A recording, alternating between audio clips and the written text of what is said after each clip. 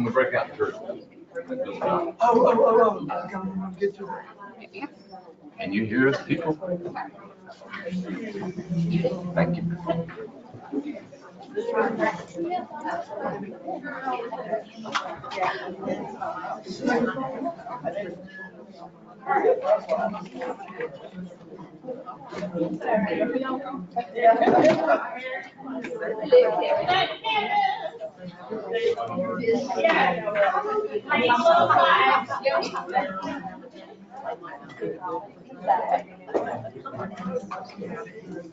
This is the number, this is Shelley. Yes, I remember the name. I couldn't remember the name.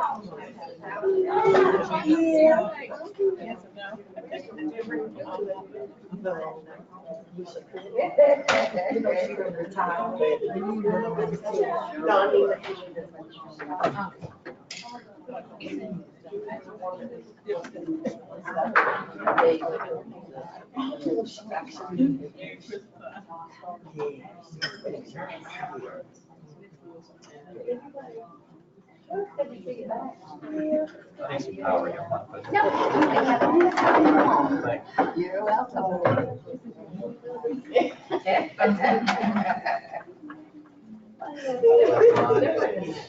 System I was at.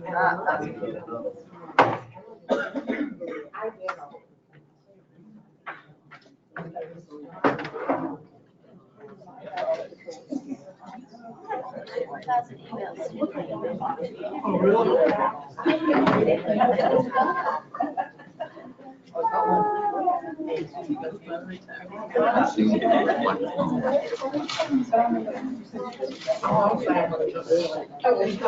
Oh, so we just split up and somebody's like, I just go one place and somebody's cook out. And then there's somebody, a friend of mine.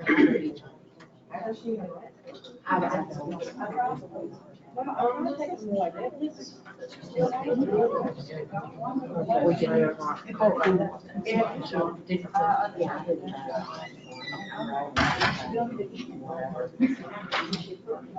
But I would like to.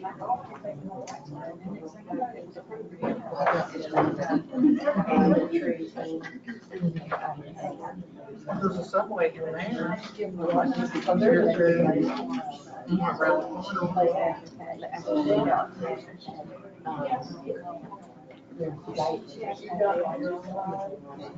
Yeah.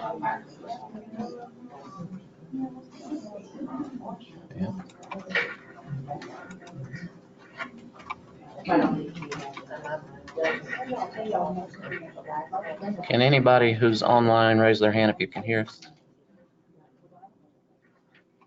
No hands. There's one hand. So it's your sound, Chica.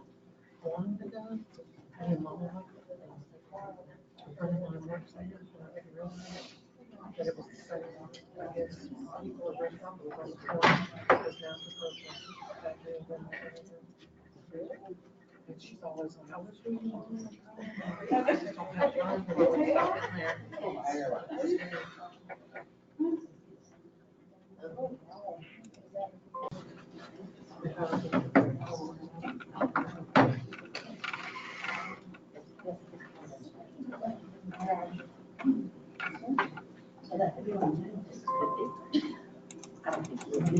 Look, Connie's back. She couldn't get enough of us yesterday.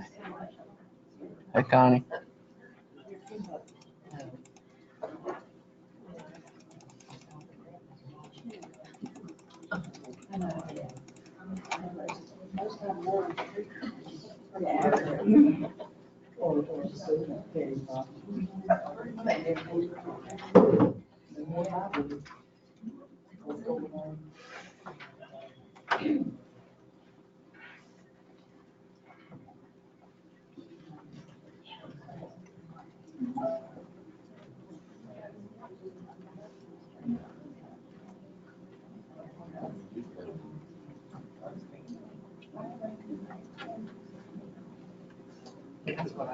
We'll start up in just a second. Tess is having problems.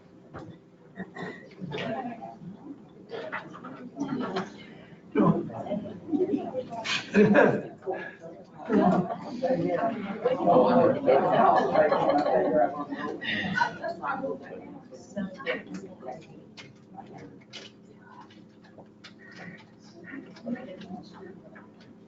it sound? Oh,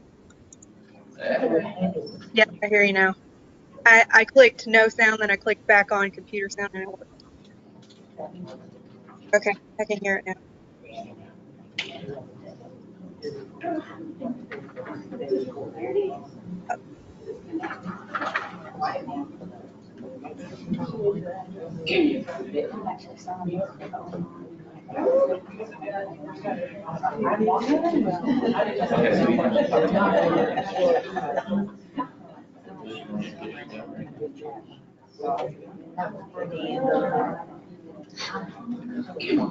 Okay, I'm gonna go presentation.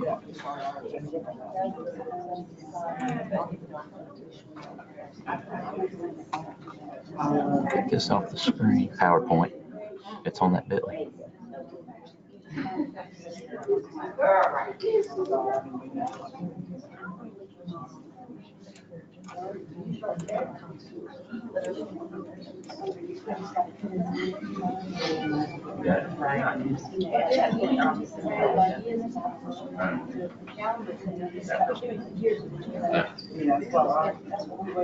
All right. Sorry. So here's your bit.ly. Has everybody been able to log in? Oh. For those of you online, Tessa's going to put this in the chat or the questions log.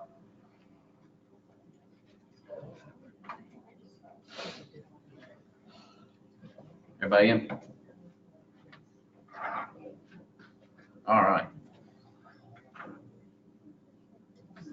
Tessa, you want to say hello since this is the first time she's been joining every day via the notes that Russell's taken, but since this one's live, be more active. Hi, everybody. Hey. Hi. Hi. This crowd sounds boring. Dead. No, we're just waiting for opportunities to write things in on the agenda. Write things in. Yeah. We've already got a day's worth. You know we always have extra questions. Yeah. You missed a big one. Contact. Yep. I left that off on purpose. That's why we're writing it in. It's forewarning. All right. Let's do a sound check. And everybody, I like to walk around. I don't want to stand right here at this computer. Can everybody hear me pretty good online? Just raise your hand and Tessa's monitoring that. We good, Tessa? Yep, I see lots of hands. Okay, good. I don't see how that little bitty microphone picks me up. All right. We're going to talk about today the upgrade. We're going to break up into groups. And for those of you online, you'll be able to do this also. And go over our hot topics and needs. I'm going to bring you up to speed on what's going on with legislative class size, infield, out of field, preschool enrollment, course code update. And then I've got a PowerSchool project tracker that I've created that I'm going to share with you guys. You'll have access to that moving forward. Any questions you have related to pretty much anything that's going on that touches PowerSchool, you'll see updates in that document. And then we'll talk about the IPT certification, what that's going to look like moving forward. Sue Ann's here, thankfully, to go over ECATs. You guys have been screaming you want to talk to an ECATs person. We brought her with us, and she has survived the first 3 days. So I have. But you know what? He puts me at the end of the day and y'all are tired, so that's okay. And item number 11 there, we're going to roll up into item number 3. So those are pretty much the same thing.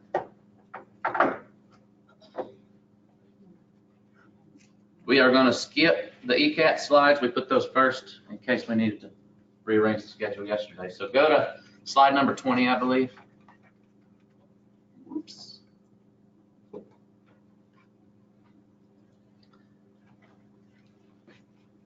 So like I shared, and for those online, you didn't hear this, I shared this earlier with the larger group, but we were planning to upgrade to 1911 next weekend during our regular maintenance weekend that was scheduled.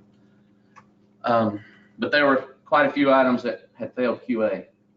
And because of the turnaround time, once we put in a ticket, the PowerSchool has to work the ticket and then get it back to us. We just didn't see that we could pull it off before then. And to be honest, we kind of pushed them on this one. You know, the summer upgrade, we took several months to test, and we pulled in coordinators to help with that testing. But this one, as soon as I saw the tech note that came out saying 1911 was ready, I had them install it in DPI 7, which is our training environment. And that was just a few weeks ago, right? We didn't expect that we'd run into any major issues, since most of this is bug fixes and then some enhancements, but we did. So after talking to coordinators this week, we've heard that it would be best to put this off to February. January was just not a good time because of semester changes and testing that's going on. So we're going to look at the regular February maintenance for this upgrade. There will be a release for the transfer of student records on December 18th. So every time we've brought that up, they've said, well, it's fixed in the next upgrade. And so I told them if we can't upgrade, so I kind of pushed back on that, and I said, no, we're going to upgrade because we got to transfer these records. So they knew they couldn't fix all the tickets on the regular upgrade items. So they pulled that piece out and they fixed that, and there's going to be an escalation release for that. We're going to have it on December 18th in QA, and we're hoping that it passes QA super quick. That's going to be all we focus on the 18th and 19th, so that we can try to get that ready to push out over the maintenance weekend. I did put a link there to the release notes. So if you guys want to take a look at that, see what all's in there. There is one discipline piece that we're going to hide because I think it was a quick incident. I forget what it was. Yeah, and are you sure that does not work? Because I tested it out in the 19.4.4. Right. And the only thing that I found that it didn't do was that when you put in the number of days for a suspension, that you couldn't tab over and it automatically put in the end date for you like it does on the detailed one. So I'll go back to QA, but they failed it. They said it didn't work with the North Carolina custom incidents. We can go back and check on that. yeah, I think we should. Okay. And then Russell's going to show you one other piece that's kind of neat, but there was really nothing in these release notes that was urgent for North Carolina other than that transfer of student records. All right, the question there at the bottom, the immunization question, we were talking about this because PowerSchool let us know that part of the problem with the transfer of student records has something to do with whether or not there's immunization records in there for the students that are transferring back to the same school that they left previously. So the question came up when I explained that, are we required to put immunizations in PowerSchool? So Cammie was looking into that, and while I was discussing the upgrade, she found the answer and stuck it here. I know it's random, but basically you're required to keep immunizations somewhere. There's nothing saying you have to keep them in PowerSchool. We're not going to put that out in writing because this just says what I just stated. So I'm not going to send out something in a communication that says you do not have to put them in PowerSchool. But just know you don't. If you're already doing it, that's fine. But if you're getting pushed back and your nurses want to keep it elsewhere, that's also fine, as long as they're being housed somewhere. Questions? Has anybody downloaded the 1911 in their test server sandbox? Sandy, have you? No. I might get with you because we're looking at, while we're talking about this, we're looking at the problem we have, and Russell, you remember the call we were on the other day, the upgrade call? Tessa, you're going to like this. They've always told us that once we upgrade our test environment, we can't roll back, that it's impossible to roll back to a previous version. And so on the call, we asked, okay, we need to roll it back because we've got other priority items that we're testing. And it's hard to test things that are going to go into production on a lower version on something like 1911, right? So PowerSchool says, no, we can't roll back. And then yesterday I get an email that says, hey, we've got a rollback plan. We'd like to roll back and reload your data. I'm scared to pull that trigger. But for that reason, we're asking for a second ODS because we need a test environment where we can focus on upgrade only. And we need a test environment where we can work on all of the other projects going on in the agency. So we're constantly like having to put cross LEA on hold to focus, to go back and test upgrade. So if we have 2 places we can test in, that would be super, but they both have to be connected to our ODS in order to complete a full test. So that's one thing I've asked to get us a price on, because I'm tired of the back and forth when it comes to that. Because that's what we did with the 1944.4, we had 2. Yep. They loaned us a second one, but And I believe before this contract, they said we used to have 2.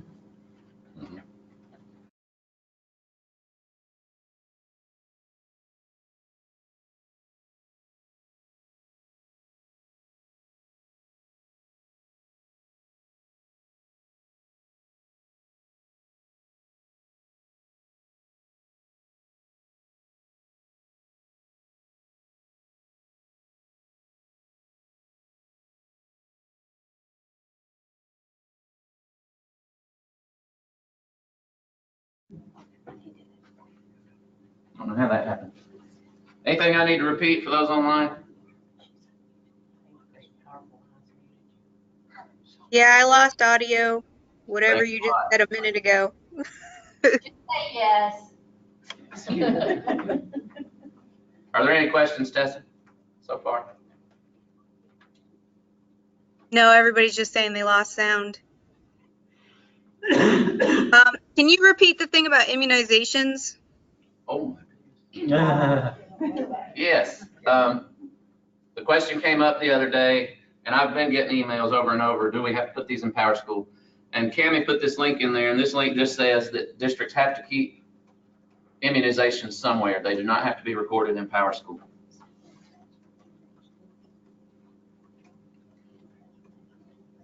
Is there any, do you have any idea when it'll be fixed in PowerSchool?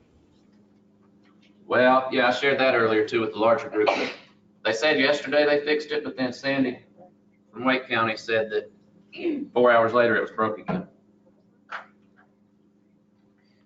So we'll look into that. We'll take that back to PowerSchool. We good? Everybody good? Yeah, I think we're good. All right. Okay. Hot topics and needs. This goes in with item number 11. So when we get to number 11, we're just going to cross that off. We'll go ahead and cover all that here. So there's an RFP being put together right now for assist for 2022. Yeah, 2022, our contract with PowerSchool ends, so there needs to be a new contract in place by then.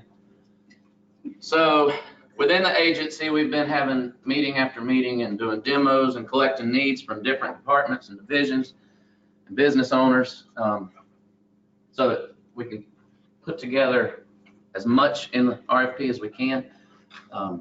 Russell did a 2-hour demo last week. Yes. Can I say?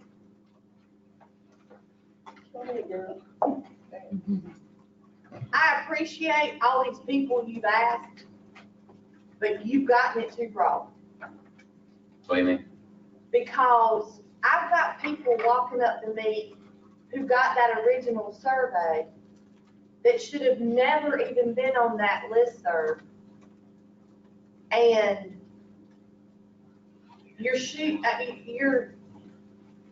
we've asked this person and that person, and what do you think was good, and what do you need, and what do you, and it's out here. And all we're gonna do is repeat the same horrible thing all over again. If you've got all these people who have given opinions, and half of them don't even know what they're talking about. And I was shocked at how many people that went out to.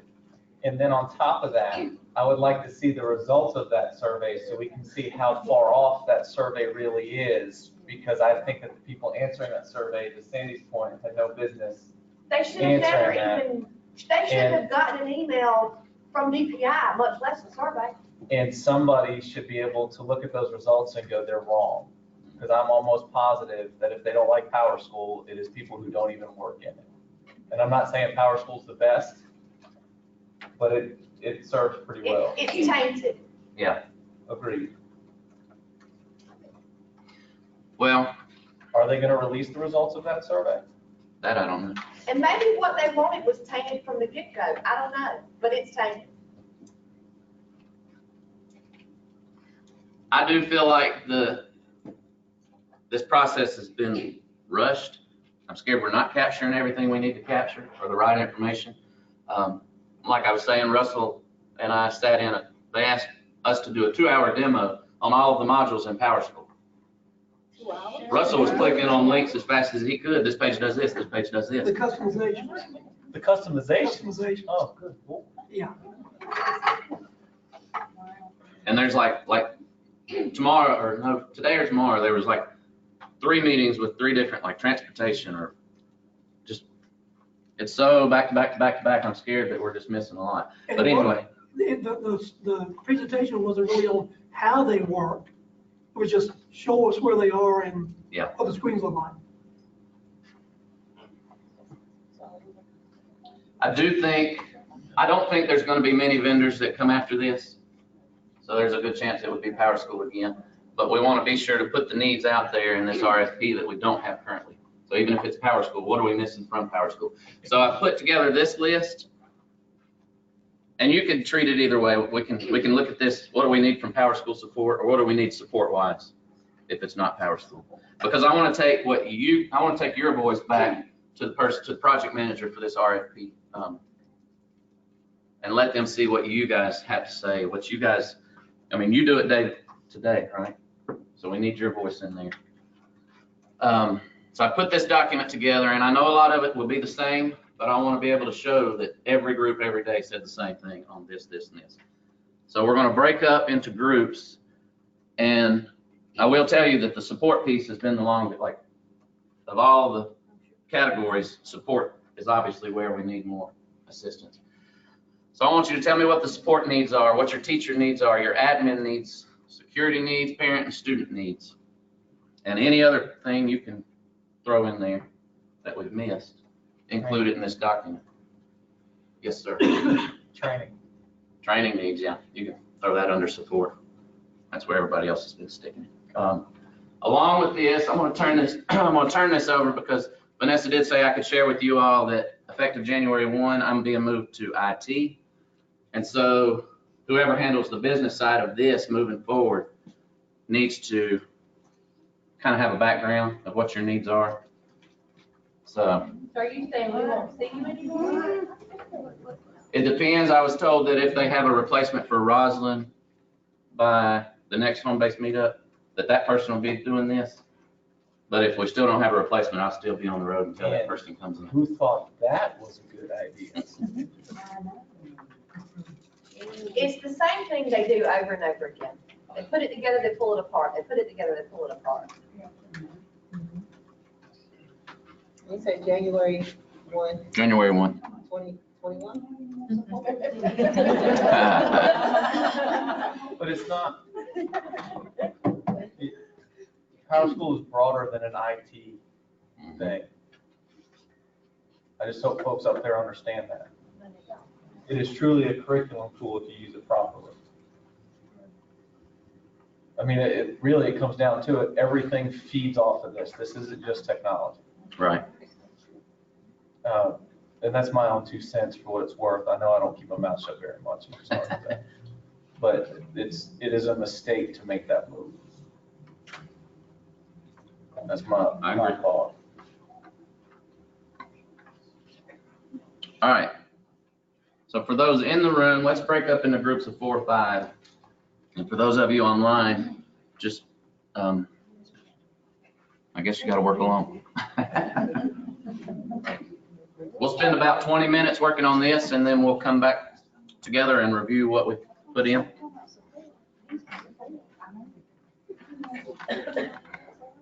And Tessa, I'm going to go on mute, but let me know if you need anything. Okay.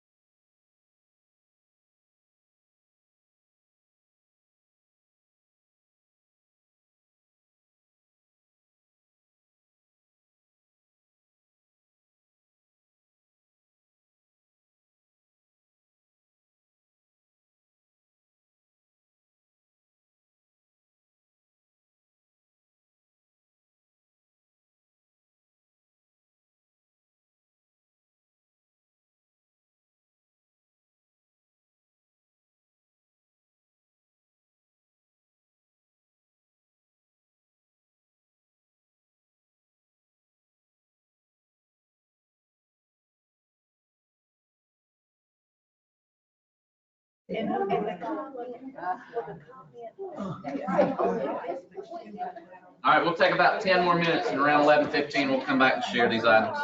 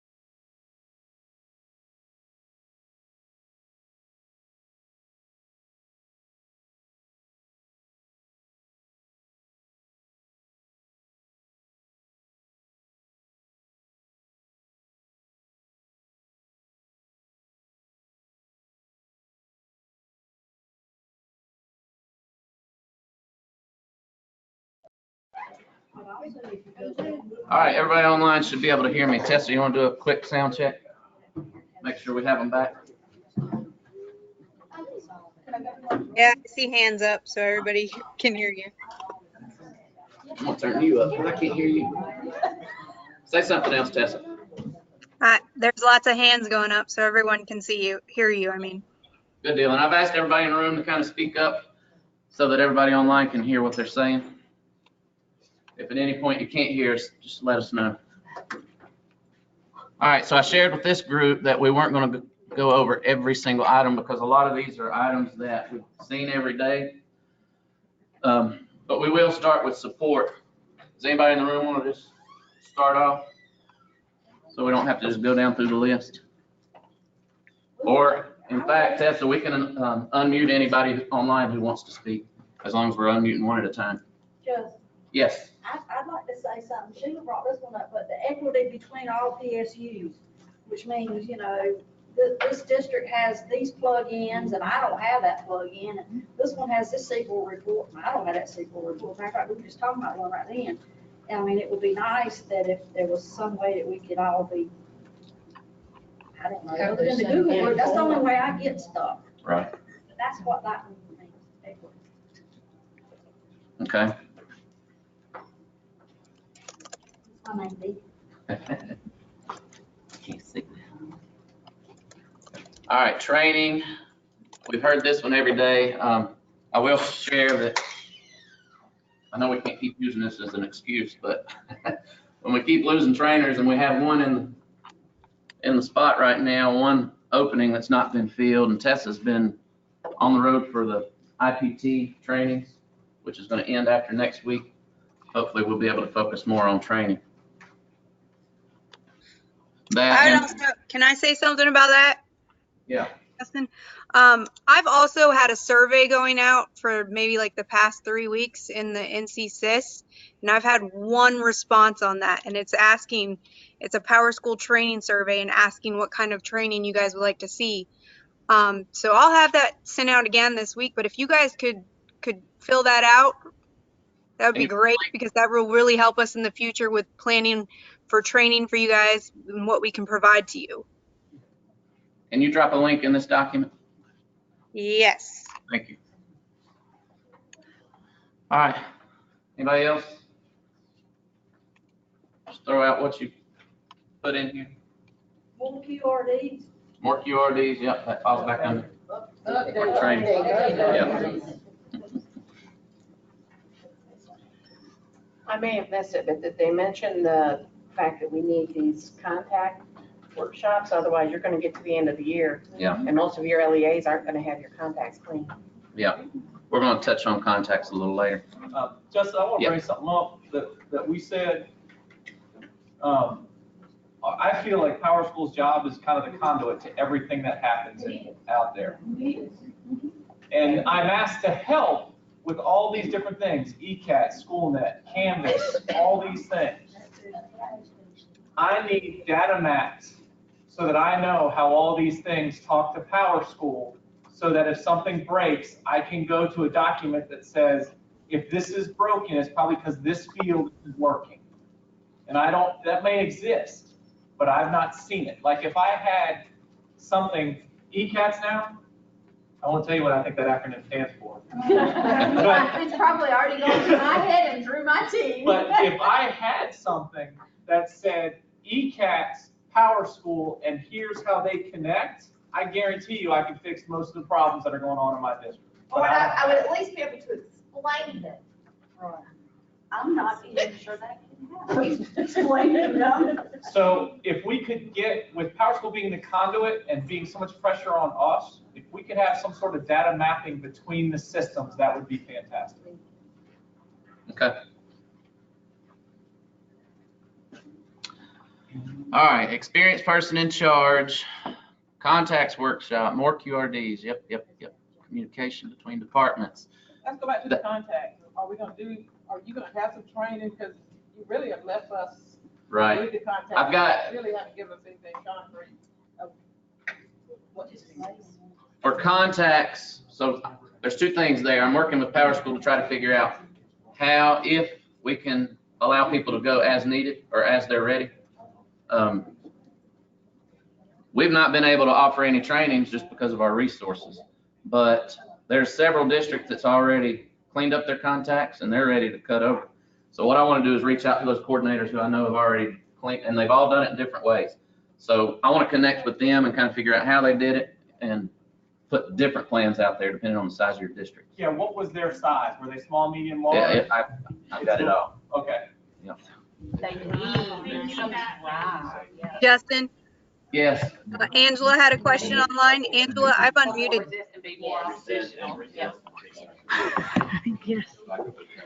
Yes.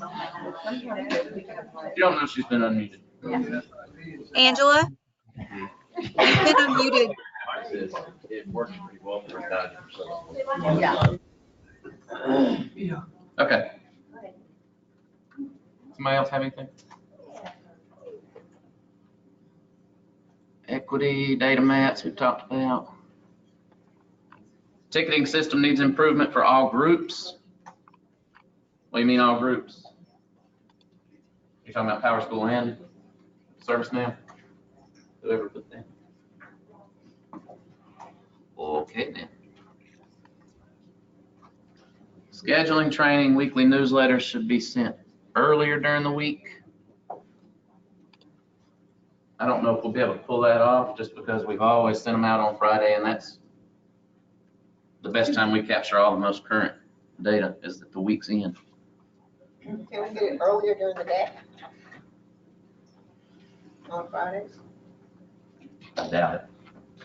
Yeah, because sometimes that newsletter comes out after we've gone home and then there's this. Yeah, most of emergency the time, thing. we've already gone home Yeah. on Fridays. I can take that back. I just know that they've got due dates. I mean, the deadline is not just for our division, but across the agency, so it'd be hard to communicate that. I mean, it can be done, but I don't see it being done immediately. You would think all the agencies would feel the same way, because they don't got time to get that done. Security groups we'll talk about when we get down to security Rob needs. just mentioned other departments, and you were talking about it, so the agency-wide thing. But don't you think it would be in everyone's best interest within the department to make it at an earlier time? Here's the story. Let me tell the story. Okay. I don't know, and I'm not trying to go off on a rabbit hole, but it's the same rabbit hole. They put out an RTA newsletter Oh, yeah.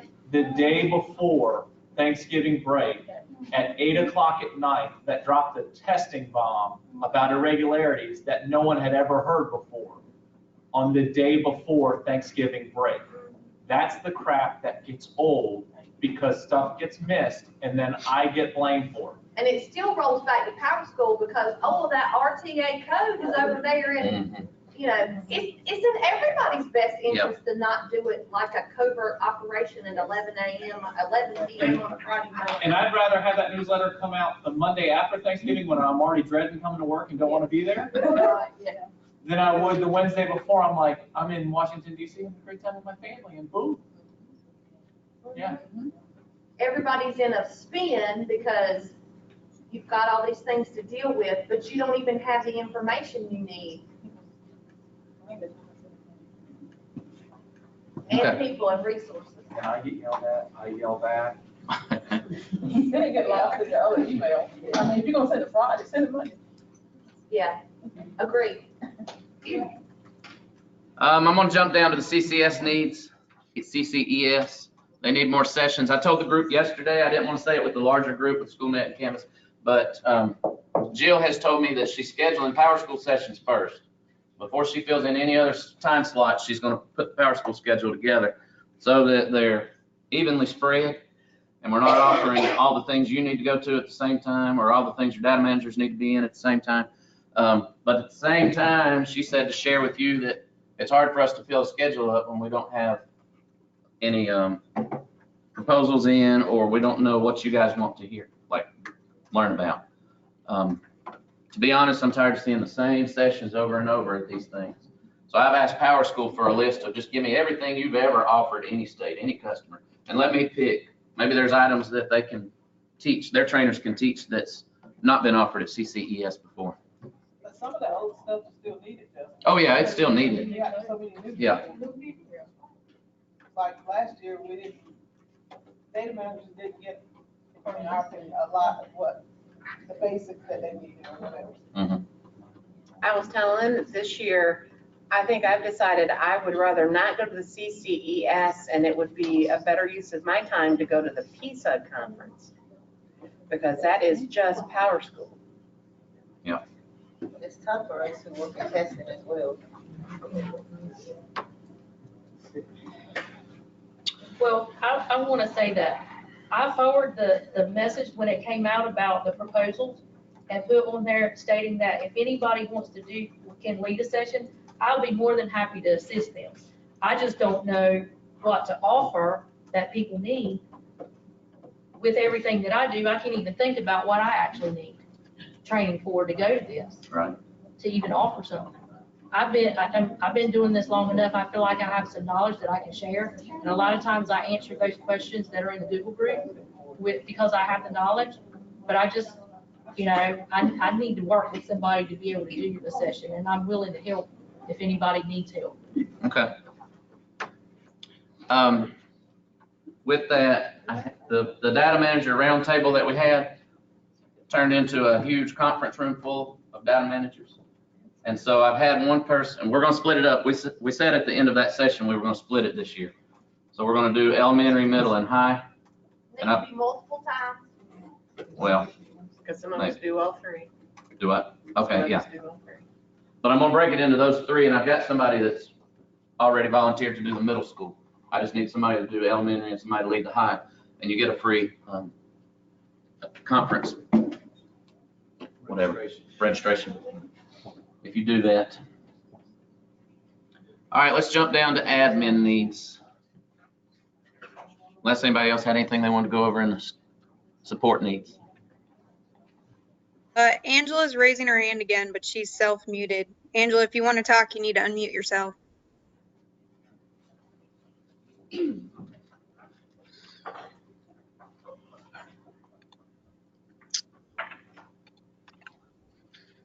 All right, admin needs, what do you guys have? What do you want to go over? Roles and security? Mine are just not great. Just Yeah. saying. That's come up every single day this week. Either I still don't understand it right or something, I don't know. I think I get it, and then I'm not so sure. So they got rights, but I don't know that they're correct. And we're afraid to give them too many rights, or they don't do something they don't need. And there's no way for us to test it. That's true. I know it may be a far stretch, but if DPI could just create a select group of security groups and security roles, dish it out to all the PSUs and say, hey, this is all you have to choose from. And that way it looks the same across PSU.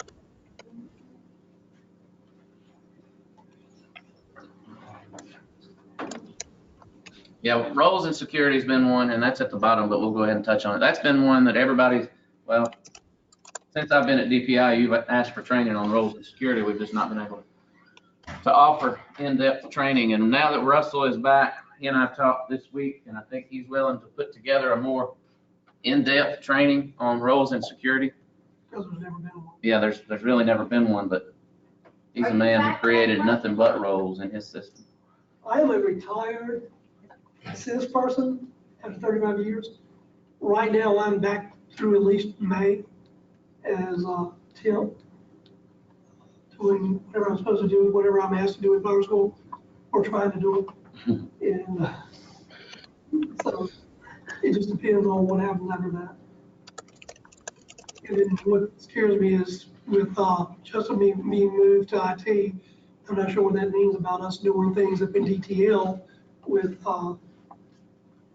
things that are needed in PowerSchool. So, who knows? But at least through May, so I could do the conference anyway. Yeah. We'll try to get that squeezed into the conference schedule. All right. So training for state reports for administrators. Okay. So a lot of our administrators, I'm only speaking for our PSU, they'll just click approve. And they have no idea exactly what they are approving. APA, ADN, attendance records, they have no idea whatsoever. Okay. And I don't know if you can train or do webinars, because everybody's questions are different. Maybe like a series of videos that explains all these things so that it can be watched over and over again if somebody's confused. Okay. Tess, are you able to hear everybody in the room? Yes. Okay, good.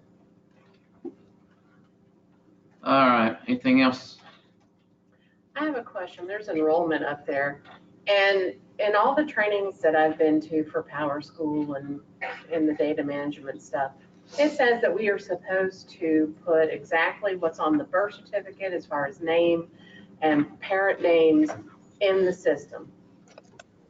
Now, I've had a person, well, several people recently, very upset because the mother and the father are in the data, the demographic field only as the parents, because they're still listed on the birth certificate.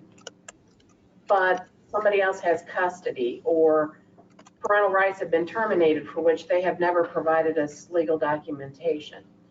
So they want to see where it is in writing that we have to do this. Now, where is it? Because I wasn't able to find it. That you have to. We have to make the birth, what's on the birth certificate, which we're not legally required to even have in order to enroll a student, into PowerSchool.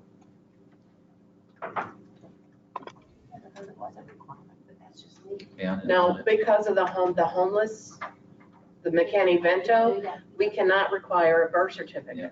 But we have to have some kind of identification, but not a birth certificate. Which, you know, understand if they've lost it due to fire or moving or whatever, but a duplicate's always easy to get.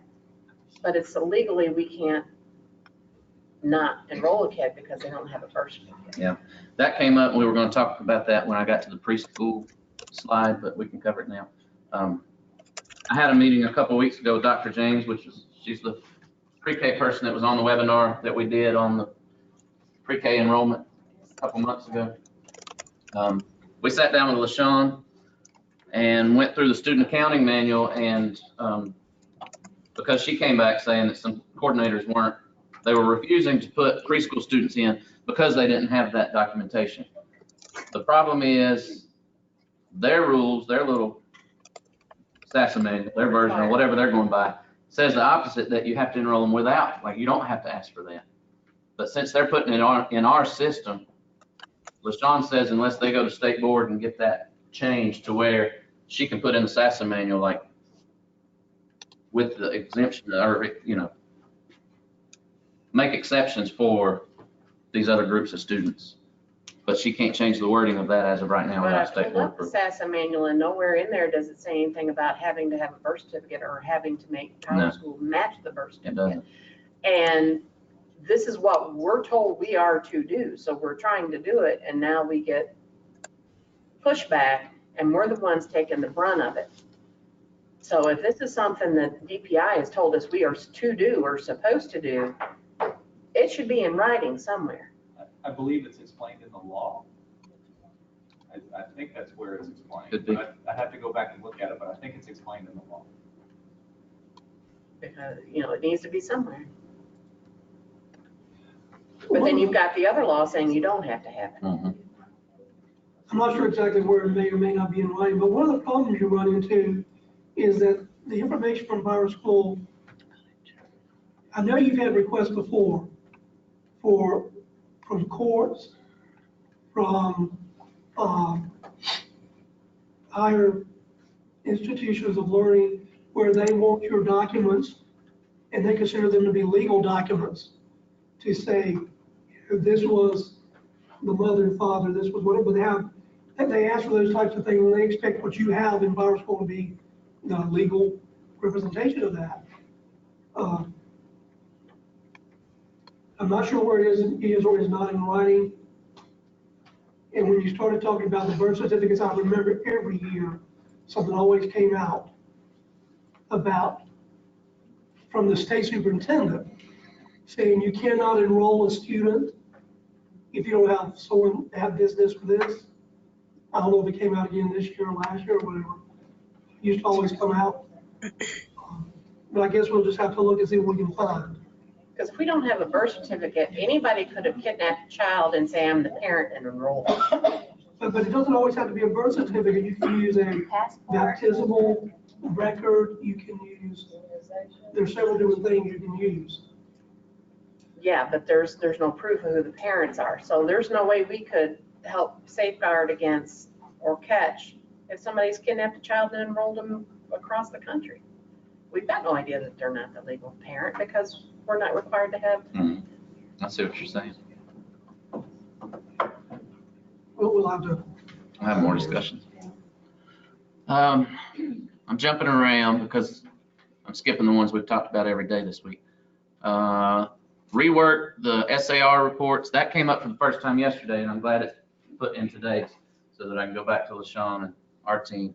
I know that was a cleanup tool for y'all, and now it's gone.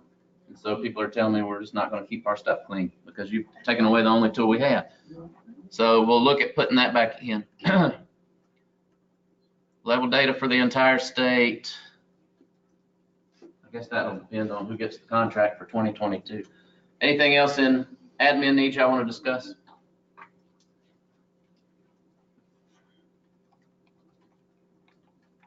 All right, teacher needs. I knew we wouldn't have much in these last two.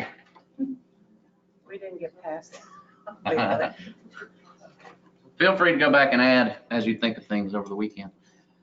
Add a column with total period absences. Most of these are things we've heard. Anybody want to I discuss think any of the those you put in? teachers should also have access to look at testing data. It's not a breach of confidentiality because they're enrolled in the teacher's class or their advisor group. So if they're supposed to be working with the students, they need to be able to see the testing data. Especially now that they don't print those stickers to put on testing cards anymore. Okay. Ability to see all student contacts. I've heard that. Tell me what is in IAM, because I learned for the first time last week that lead teachers can go in IAM, log in, and there's some kind of icon that they can click on to see every student, like not just per class, but all of their students from all classes. You familiar with that? I didn't even know it was out there. And the reason it came up and I got brought into the conversation was because they wanted lead teacher 2 to also have that. Right now it was only lead teacher 1. So they're putting that out there so it's viewable by all lead teachers. Is that to reset the password? It could be to reset passwords. Maybe that's it. Well, that wouldn't show them all of their kids all at one go. They'd have to tell them what student they wanted to work with. Before we move on, I didn't put this in my agenda, but it's hit me twice this week. I got brought into a meeting, I don't know, it was school safety, right before, well, I don't remember. It was last week sometime. Anyway, they were asking, how do we get our dispatch, our local dispatch folks into PowerSchool? And I don't know if they'd already told county dispatch services that we were going to make this happen, because I've been asked like 2 or 3 times in the last couple of days, why is my sheriff's department saying that our dispatcher needs to have access to PowerSchool? That's not going to happen. So I don't know if they were promised that in advance. Well, It has to do with that say something. Yeah, it's that app. Yeah. Yeah. Speaking on that, since you brought it up, they were trying to get in there because they want access in case a tip comes in at 3 in the morning. Yep. The other thing is that I would like to see happen, and I told the folks when we talked about this yesterday, I would bring it up, but I brought this up before. On a maintenance weekend, Yep. I need view-only access to PowerSchool.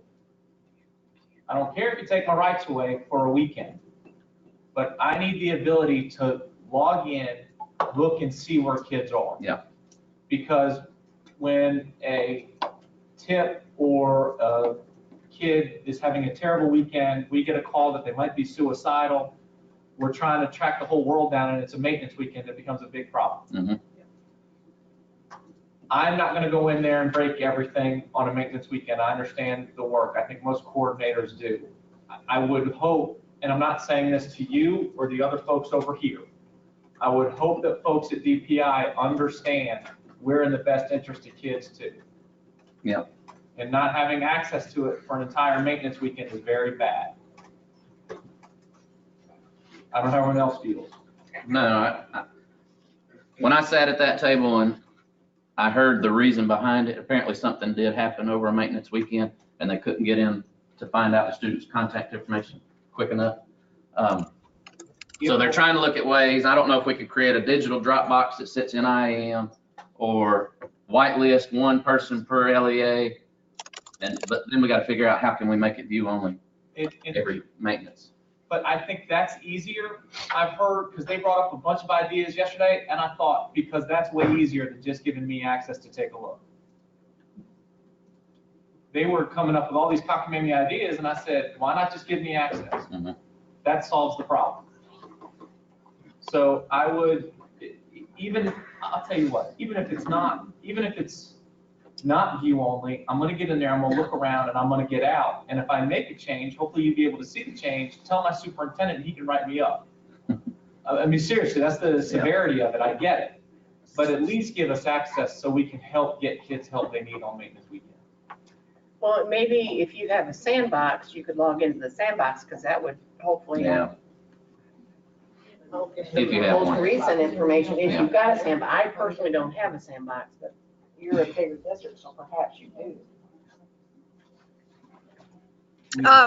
Can I speak on that, Justin? Go ahead. So taking the instances down during a maintenance weekend isn't always just to keep you guys out. Sometimes the instances need to be taken down to do certain updates. So it's not that they're just trying to keep you out from making any updates. Sometimes the instance or the servers have to come completely down so they can do the updates that they need to do. That's not always the case, but usually when they take the servers down, that is the case. And there's also, Deborah commented that we use our calling system info on maintenance weekends. Yeah. Could be another option. I wish there was an easy way to take that student dialer, whatever that report is. Yeah. Try a way to dump that in something on IAM. That wouldn't have their address or anything. No, it has, Contacts. I think it has more than enough. One created for student, the current contacts we have. Huh? One created for current Yeah. contacts we Yeah. have. Yeah, I think it has addresses in it, doesn't It's it? got address, phone number, Guardian 1, 2. Everybody. Yeah. Would the sandboxes be available when there was a maintenance weekend? All right, jumping down to parent needs. What's that say? Add report tab. Progress reports. I don't know what it looks like now, guys. So whoever put that, give me details. And it may be somebody online. I don't think it has progress report options. They can opt in to get updates through emails, but I don't think they can actually look at progress reports. Okay. Online registration and access to update contact information. Those are both items that come up every day. So we'll definitely make sure that's included in the RFP. So Justin, Yes. have you heard any communication about accountability possibly adding ISRs, individual student reports, in the parent portal or anything of this sort? Nope. Yeah, that's true. So have you heard that? Oh, yeah, I've heard that. I thought y'all knew that. Communication seems to be an issue a little bit. What was that? It's a little bit off. ISRs. Say that again. Surprise? No. You said accountability will load individual student reports from testing to parent portal. I don't know when it's supposed to happen. Yeah, I probably need to know about that. Yes, ma'am. That's funny. That is news to me. All right, jumping on to security needs. I think we've kind of covered this in the above comments. SQL report access. Okay, yes, I see what you're saying. Access to create.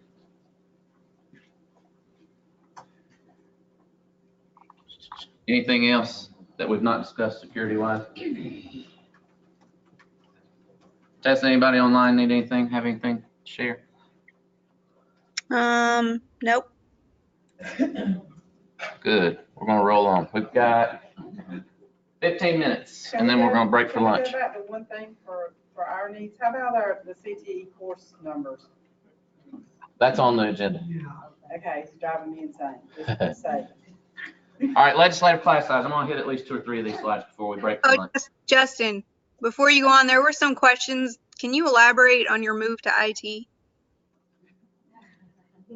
There were some people, there was a question, I can't find it now, but I think someone asked, are you moving to IT or is PowerSchool moving to IT?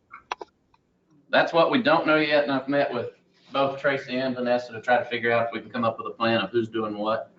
Because there was an EY survey, and a lot of you are probably familiar with it, that the superintendent had done, and it came back and it suggested that certain positions be moved to IT. So it's not just me, there's 3 in our department that's moving. So 3 from DTL are leaving. Doris Kitt's position's one of them. Melody, which is our requirements writer, business analyst, and then me.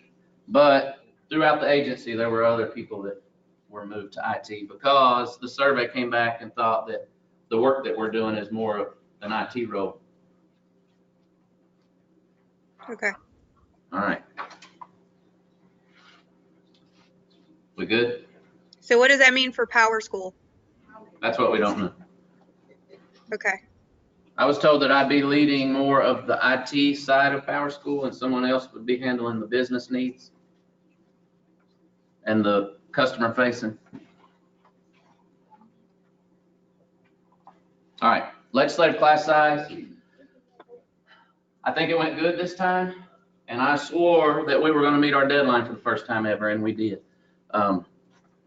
The reason we had this Plan B action is because PowerSchool we were right on the line that I didn't feel comfortable with. I'd already promised the superintendent's office, we are going to have this report to you before you want it.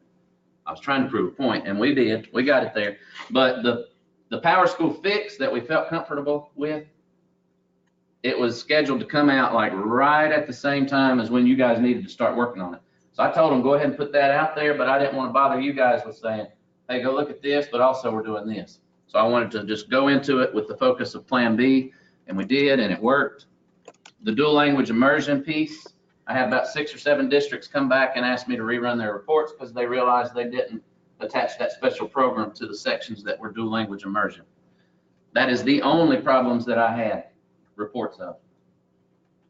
So it wasn't really that the report was broken or the code was wrong, it was just the user didn't attach the special programs properly. Ecc Exclusions, I'm going to tell you this, it's not in writing, but trust me. I went straight to the person in the superintendent's office, and it was hard to get on her schedule, but I had about 4 minutes with her to kind of bring an end to the confusion around Ecc Exclusions. The PowerSchool reports and the Plan B was built to exclude students going off the old rule, the 80-20 rule. So any section, whether it be a class full of EC students or a class of 3, if it's 80% or more EC, then we're dropping that because she realized that that's reducing class size, right? And so she said, no, I don't want to see those. So that's not in writing, but that's just going to be an assumption moving forward. And the reports did exclude those students. What if they did? What if what? What if they didn't? Because mine did not, and it deflated my overall numbers. Mine too. So I need tickets on those. That's the first I've heard. Some that did and some that didn't. It was kind of weird. And we're sure it was 80% EC? Well, my pull-out classes, so it's all EC. Mine was pull out. Send me tickets so I can look at the enrollment sizes of those and make sure that, you know. Because I know at some point it was like any class under 5, they would exclude. If it had 6 in it, it might have picked it up. So I need to see those numbers just so I know where to drill down. Not that I want a new course code, but has there been any conversation about pull-out course codes so you guys could just say disregard this course code? That would be good. I've asked about that before. I'll take that back. Course code committee's meeting this week. And not that I want to do it, but I mean, mine, I put a P in the course code on the 7th character. So every course code that has a P in it for pull-out, my folks know that's what it's for. Okay.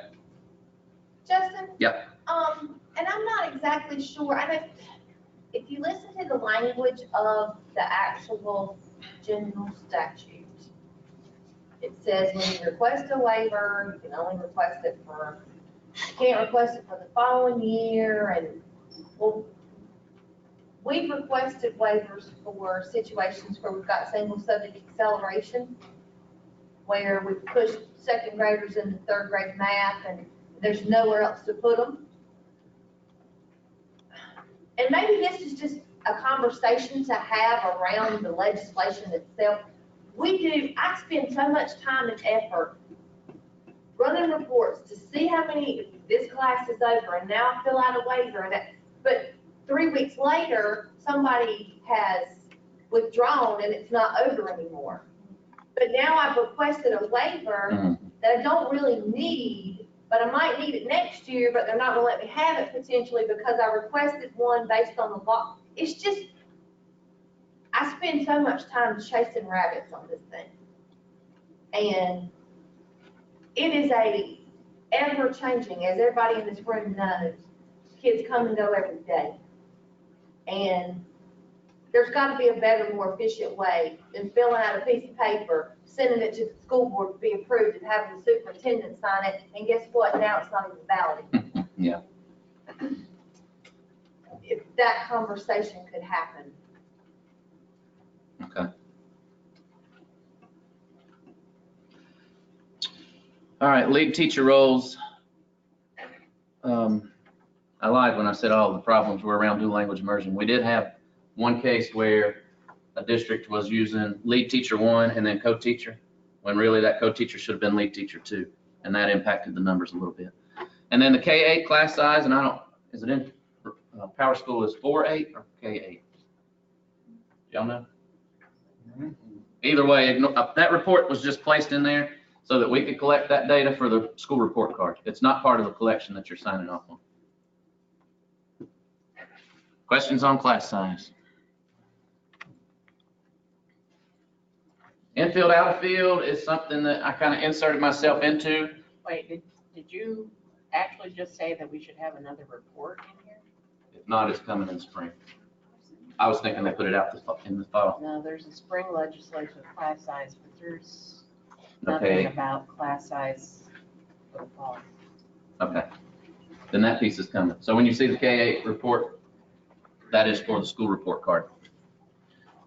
Infield, out of field, I'm pretty sure at the last meetup I didn't have much to share with you because I didn't know a lot about it, but now I do. I've learned that the purpose of this is twofold. It's a state need and it's a federal need. Notice that deadline was yesterday. What? Wait. We did another Plan B and pulled it ourselves because I learned that, so the report that was out there last year that you have, that report really should have been submitted because that report was to give us the information we needed to report to the feds for this deadline, December 11th. I didn't know that we had all the data in there for the report to be accurate. No, we knew that. And so once You I, just pulled them. huh? What- No, we did not pull it from PowerSchool. Okay. Yeah. Okay. Yeah, you're good. Once I found out what the true needs were, Got we pulled a team together, and it was the same team that created the class size reports. And we reviewed the requirements and built our own, it. Okay. and then pulled that, and we met our deadline. So they uploaded it on the 11th of December. This teacher in field, out of field report says the due date is 6/25. All right, let me get there. So, Well, you freaked us out, so you opened that. no, the reports you have now is for this year's data, and we're going to report that once you submit at the end of the school year in December of 2020. So you're always submitting the current year by the end of the year, by the end of the school year, so that we can pull it and prepare it to be uploaded to the feds by the December deadline at the end of our calendar year. So now that we know that, I still want to tell you your reports are wrong in PowerSchool because the crosswalk file is messed up. We know how to fix it, but we've got till June to get you prepared to submit that. The funky thing about it is the state doesn't want to label a teacher as out of field, which is pretty much not highly qualified, right? So they don't want to put a label on that teacher saying you're not highly qualified. But the feds want to know the percentage of teachers that are teaching out of field. So we've got to figure out a way to please the state and get Tom Tomerlin a report that shows the courses that are being taught by teachers, the courses that aren't in field, and then take the data and report the teachers, the percentage of teachers who are out of field to the feds. So you may in the future see two different reports. We're not going to have time to pull it off by June. So what we're going to do is the report that we submitted on December 11th, we'll do the same thing and create that. And we'll push it out the same way that we did class size so that you all see what we're submitting for you. And then hopefully by 2021, we'll have a state infield, out of field, and a federal infield, out of field. Questions? All right, 4 minutes. Justin, where does the data come from for infield, out of field? 3 different places, I think. Payroll, licensure, How are you and getting PowerSchool. what they teach? That's gotta be coming from PowerSchool. PowerSchool. Yeah. Yeah. And to the feds just want to know a percentage of teachers per LEA that are teaching out of field.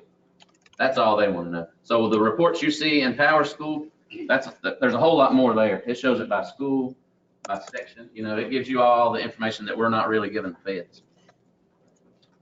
All right, preschool enrollment, and then we'll go to lunch. I met with Dr. James and LaShawn at the same time, and this came up because of the birth certificate requirement or something similar. And when we met, you know, we've not had that second webinar, and we didn't put out the Q&A document that I said we'd share because I knew that once we put that out there for everybody to get, something would change. And you'd already be following what was on that document. So we didn't put that out intentionally.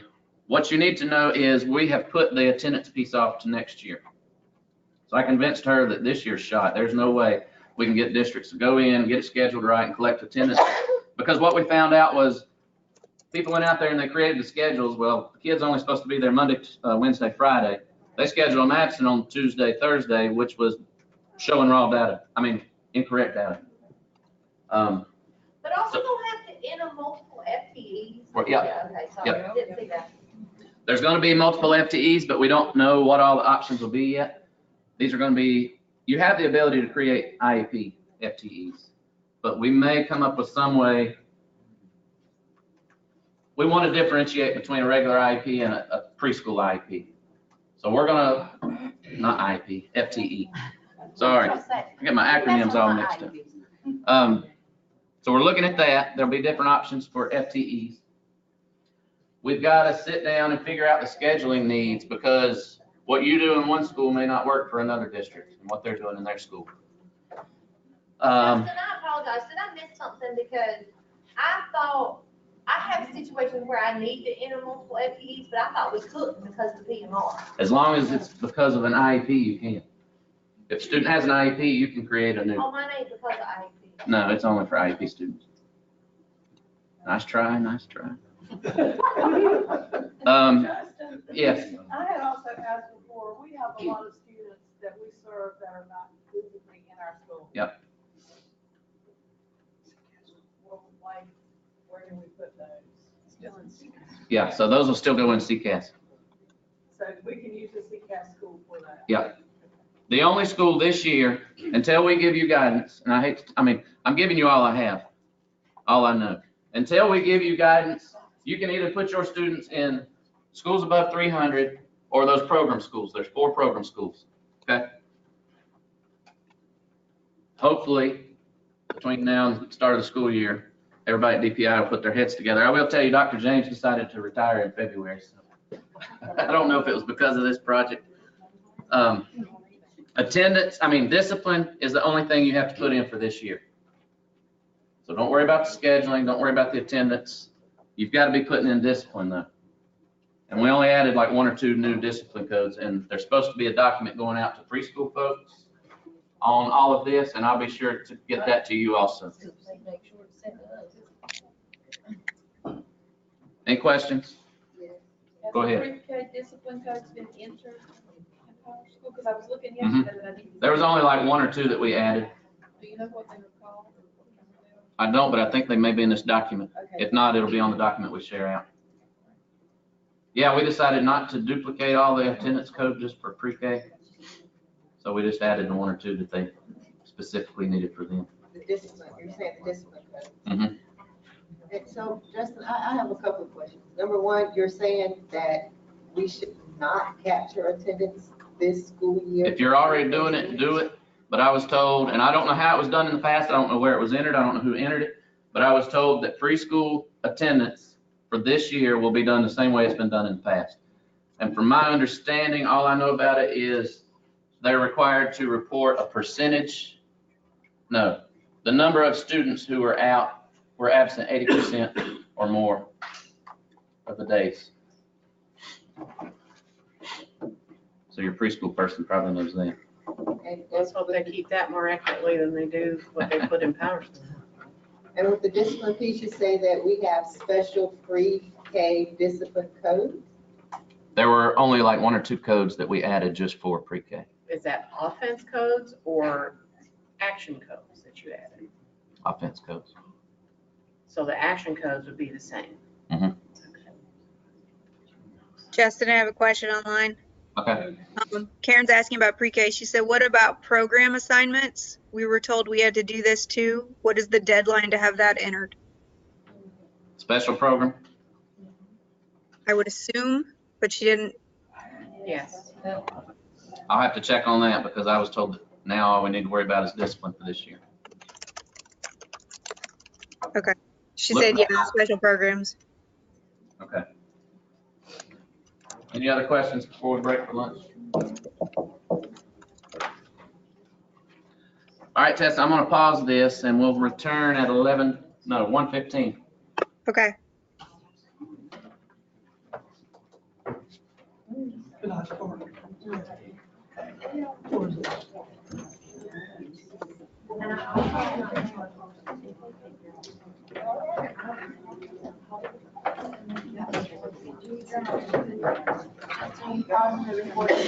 How do I pause the recording?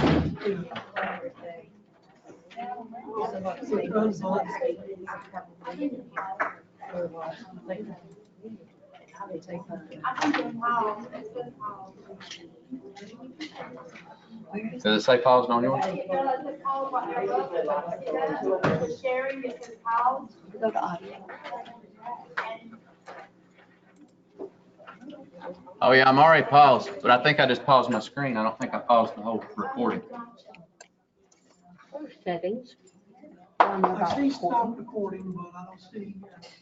Is there any pause there? Okay, I don't know then. Just mute everybody. Mute the whole thing.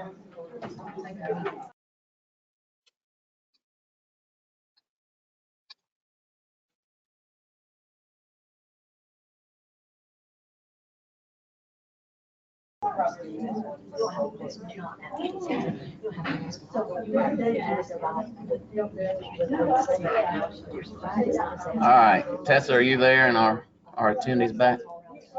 Raise your hand, please. I'm here. Hands are going up.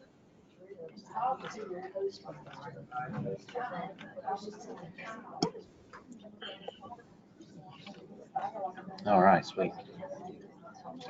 Put the hands down. All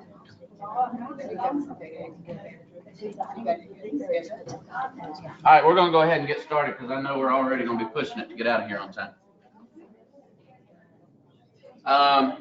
We left off with pre-K enrollment. Any questions before we jump into course codes? All right, so course codes for 2019. There's a new guy, Brandon Young, in our division who's over the course code committee. He and I talk frequently, almost daily. He came to me last week before I left Raleigh and asked me, when's the absolute last date you can get me these course, or I can get you the course codes. And I told him, and we've kind of wiggled on this December 13th, but you're still gonna have the course codes by December 20th. So I gave him a deadline of tomorrow to get everything approved by the committee and sent to me so that gives me all next week to put in the new course codes before we get out for holiday break. This is one I really pushed hard on because I told him, and he understands, I told him we promise you guys every year that we're gonna have this to you by Christmas, and we never do. So he's went back and let the committee know that. I've talked to members of the committee that we were waiting on codes from, and they both have said that we will have them by Monday. So I'll be importing those and making the changes to titles and credits and all the good stuff that needs to be changed by next Friday. Yes. So what exactly is changing with those course codes? There's a handful of course codes that are, I think it was CTE, that are changing values or waiting next semester, or next year, I mean. Waiting. I don't know if they're gonna do this go around or not, but they wanted to make some changes to, like there were typos or things that were abbreviated wrong. Yes. Will the course codes include the new course code for the English 4 to meet the college and career ready, community college, English? I don't know anything about that one. And then my other question That's not, you're not talking about CCRG, are you? I am. Okay, no, we're gonna get to that. That's we've done it without using a code. Okay. And then what about the new social studies course? Is that in there? Those are gonna be in there, yeah. Those are gonna be Yep. in there? So I've already all got those. graduation plans are gonna be updated with those codes as well? Yep. Okay, good. Yep. Graduation plans is in the works. We got somebody working on that. Brandon's part of that also. Some of the CTE codes that were on the list, I kind of went back and quizzed them on because I think we try, and a lot of times we try to fix problems by creating a different code or a new code. And if we would all just come to the table and sit down and figure out what the problems are, I know PowerSchool's got other options rather than just creating a new code. So one of those was to duplicate the 75 concentrator triggers for the EC students who you don't want to test in work keys yet.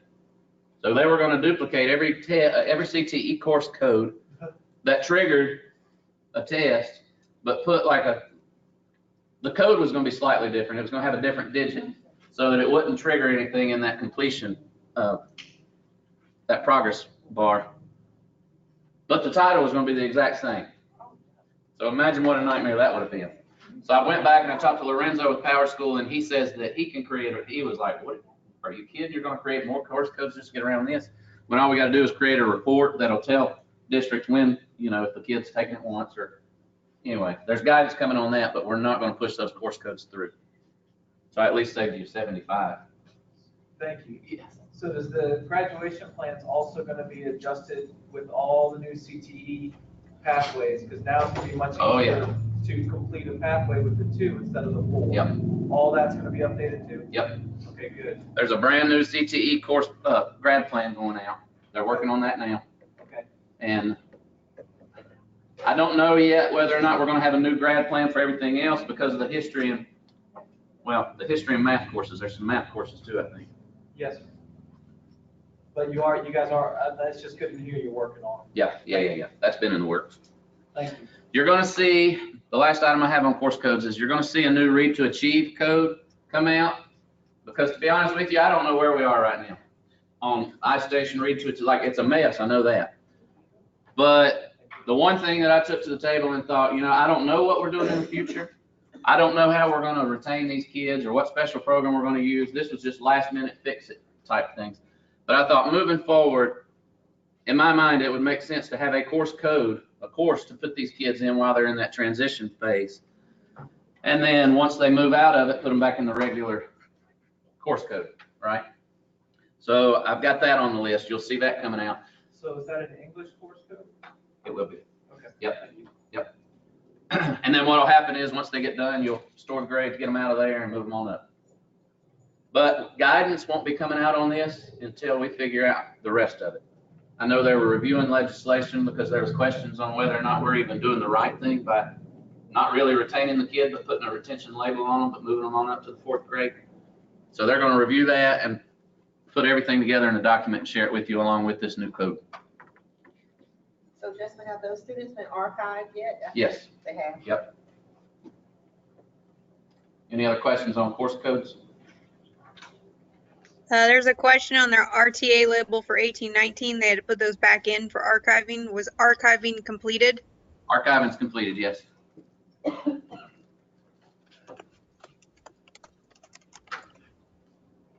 That's it online so far.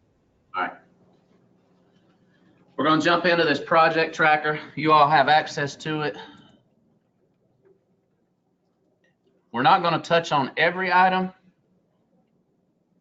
but what I did was I'm starting to use this as my meeting notes for all my internal meetings, but I pulled together every project that I've worked on or I'm working on or I know is coming up in the future. If it touches PowerSchool, if the data comes from PowerSchool, I'm going to start keeping it here in this tracking document.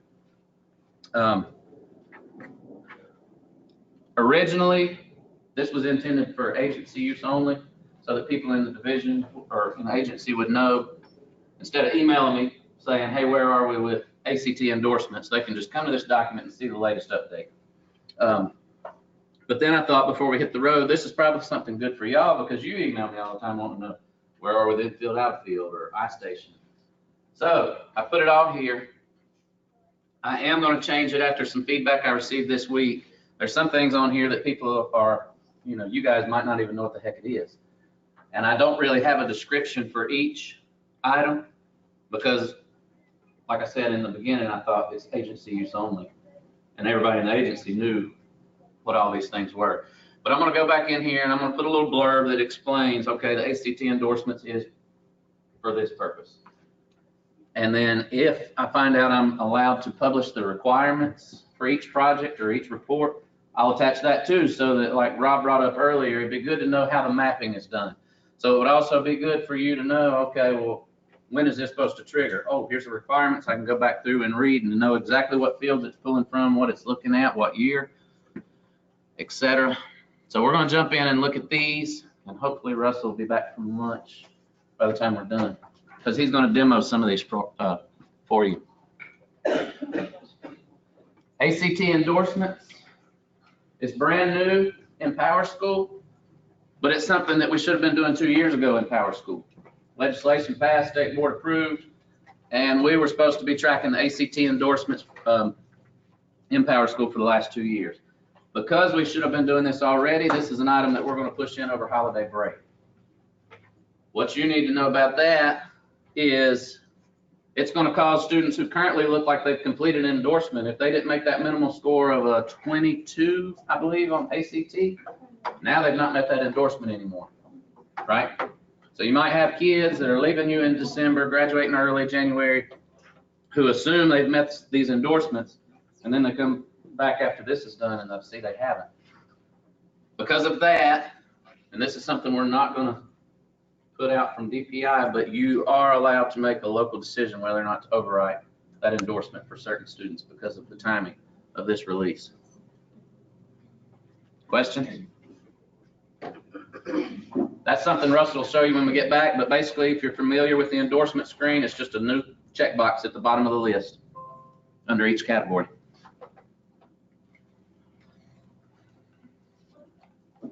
Some of these that we've not touched on lately in the division, we're going to skip over, like AIG and a lot. Advanced math courses, this is something I just found out about, so I don't have much detail, but I'm going to let y'all know everything I know. Advanced math courses, I know there's a report being built that's going to show which schools are exempt from offering advanced math courses in 2020. So I know there's a report coming, but that's all I know on advanced math courses.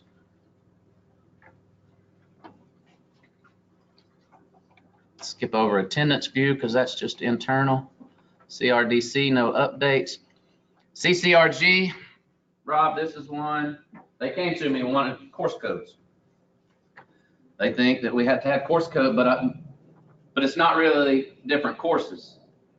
These students are going to be either in a section, if there's enough students to make up a section, they're going to be in a section of some kind of whatever math or whatever English, or they might be blended in with regular students, right?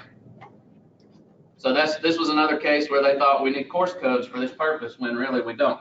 So I've created CCRG English and CCRG Math special programs, and for those students, that are identified as CCRG, one or the other, math or English, you'll just place them in that special program.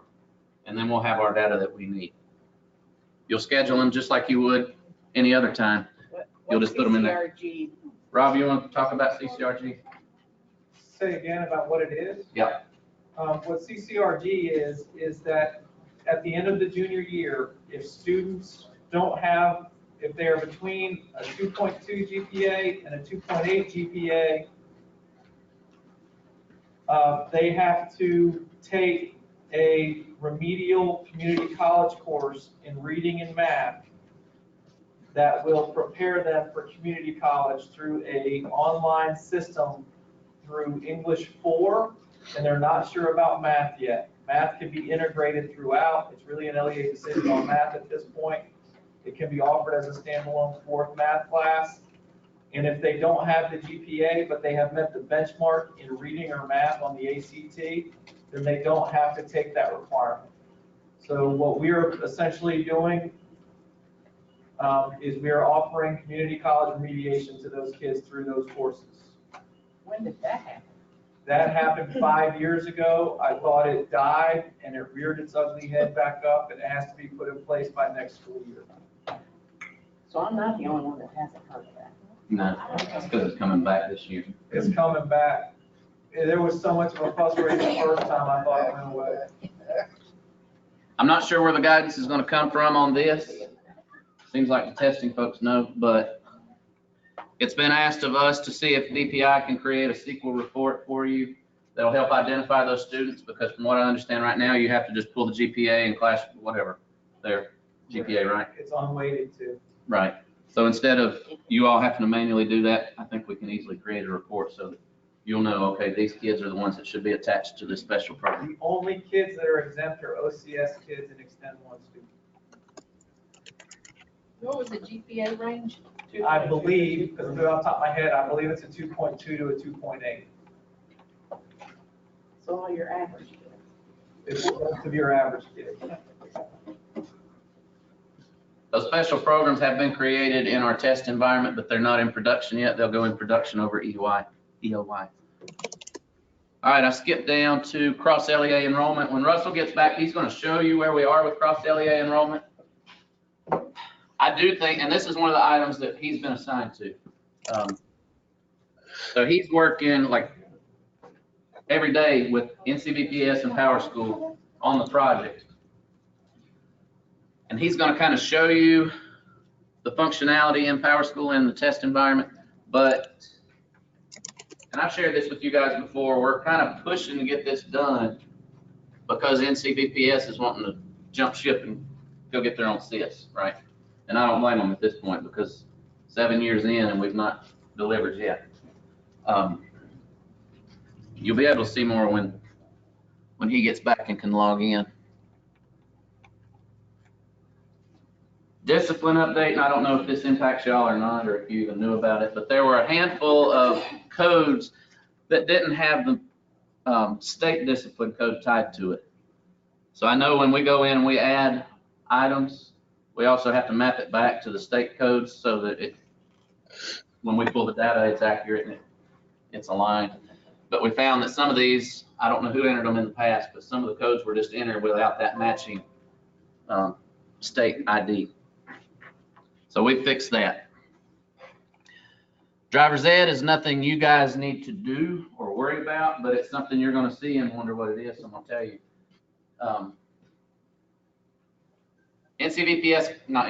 Driver's ed come to us and they requested their own instance of PowerSchool because they assumed that Cross LEA was working. So they wanted to be able to have students take the course or the test. I think it might be a course and a test. I'm not sure. I'm not a driver's ed person. But they wanted them to be able to do it within their Canvas, right? So they're one LEA. All of your kids are cross-enrolled into their courses. And then they can push those grades back through Canvas and the test would be scored in your PowerSchool instance. So we broke their heart when we had to tell them that Cross LEA was still not working.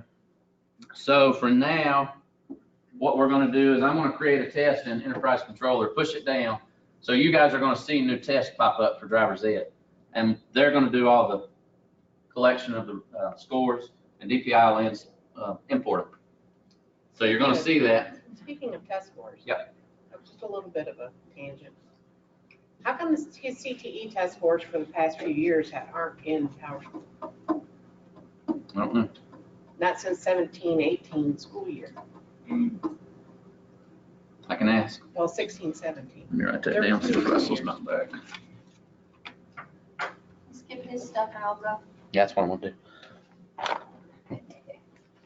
Because I don't know, is that triggered, is that something that the LEAs? Anybody else do? notice that? CTE test score is not in PowerSchool? Other people Yeah, have, I but it's heard it. on the coordinator group. Google group that people have been talking about it. Okay. I'll take that back. Bess, you got any questions yet? Yeah, but I'm answering them. Oh, okay, good job. For the CTE one, have they talked to their testing accountability coordinator?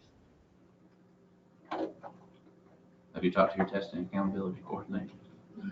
For CTE? Oh. Your regional accountability coordinator, I think it is. Because they should be able to assist with that, and if not, they have contacts at DPI, or they are with DPI, and they should be able to answer that. Because I don't know. Yeah. That'd be You're on right. statewide. Which LEA? Which LEA? Terrell? Carol. I have that contact. That is, Patricia Bendall. I'm sorry, I was in the chocolate. That's okay, I'll catch up with you after. Just be sure to get her. All right, thank you. E-transcript, this is CFNC, and that's what you guys refer to it as.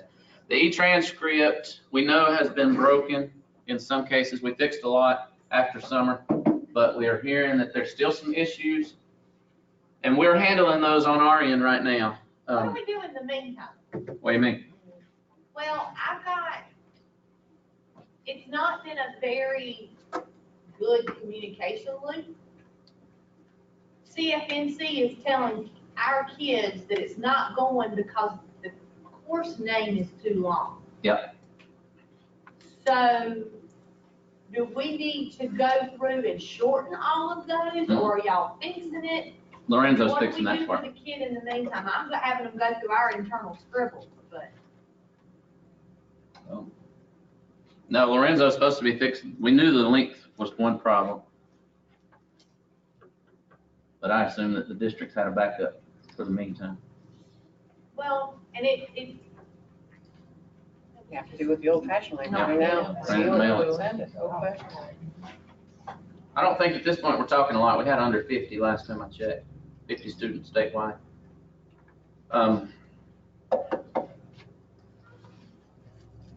I know the one thing that I need to change is for me to quit being the one that puts in these tickets, because CFNC will come back to me with the problem for Wayne County or Wake County, and I'm putting the ticket in on your behalf, and then I'm the one getting called back. Well, where are we at with this ticket? I would prefer for CFNC to contact you all, and then you all put the ticket in so you can track it through your LEA tickets, instead of me having to keep up with statewide tickets. Is that cool? Yeah. Makes more sense to me. I mean, that's y'all student. How would we be notified? Would CFNC contact us? Yep. If we have that problem? I've provided them with a list of PowerSchool folks, Okay. so they know who to call. So if it's an issue because the name of the course is too long, if we go in and fix the name of the course, will it then overnight shoot it back through? I think the problem is they're picking up the state and the local title, which sometimes pushes it over the character. And that's the part Lorenzo's fixing, so that it only picks up the state title. But a lot of the tickets that we put into PowerSchool come back to just be a minor data issue, something that probably you guys could have fixed right off the bat and not had to submit a ticket to PowerSchool. All right, FERPA consent page. This is new. Russell's going to show you this. Justin, I'm sorry, I got a question. Okay. What if you've got a kid on CFNC that took a lot of local electives? The state title is local elective, but the actual class is like AP Physics, or I'm just using that as an example. Local elective doesn't say much. That county title says a lot. Right. How do you suggest that?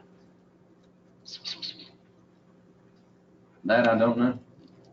Lorenzo said it would be nearly impossible to provide both, like the entire title. I would rather than Can give we the just local name change the than number the of generic. characters? Is it that hard? No. I'll ask him what the issues were. Of the two, You'd rather have local. I'd rather have local because it covers all the local classes that a kid, now are these kids going into college? They might. Some CT local electives with some high flyers could be in there. Yeah. So I would much rather the local because most of ours match the state for the core, I would say. Where we get a little wonky is when you get into some of those electives in the CTE classes. Is that fair enough, everybody? Especially if they're applying for scholarships and it's a specialized local elective that pertains to the type of scholarship that they're applying for. Okay. We can take that back. I don't know if it'd be fixed until next year though. Sorry. All right, FERPA consent page. This is an opt-out page. This is what well, do you remember at the beginning of the year we pushed out where in the parent portal where the parents can go in and say yes or no on the release of ACT info, contact info? We pulled that back out and we added to it because once we pushed it out, the superintendent's office found, this can be done. And if so, we need to put everything that we require on one page, and we being DPI, not you guys. So every day we've been asked, well, why can't can my student's photo be released or this and that? We don't care about that at DPI. So we can't go in and customize that to the point that it meets every LEA's needs. We're going to go back and see if functionality can be added that'll allow you to add a section to the bottom of what we've created. But for now, we've got a page out there that collects directory, yes or no, military recruitment, yes or no, and then the college and ACT release. 4 questions. What's neat about it is that the questions are based off of the student's age, not age, but grade level. So if it's a first grade student, you're not going to see the military recruitment question. You won't see that until the student enters 9th grade. Justin said that's in parent portal right now. No, it's going to be pushed out sometime before January 1. So if they respond, will it automatically update those fields in Yep. PowerSchool? Yep. They talk back and forth to each other, and they also talk to the fields on the old modify info or other info page. What I did was I left the fields alone on the other info page because a lot of people aren't going to know about this right off, So they're going to live there until EOY, and then come EOY, they're going to be hidden on the other info page, and you'll have a one FERPA opt-out page to go to. What the parents see in the parent portal is mirrored in the admin portal. I know Russell doesn't like the fact that it has all the details about what's PII or why am I, but the folks who wanted this done were adamant on both pages looking exactly alike. Also, Can I ask one more question for that? You might be getting to it. Yeah. When the first one went out, it went out to kids and to Yeah. parents. No, we Is it fixed that. Limited to just parents. It's limited to only parents.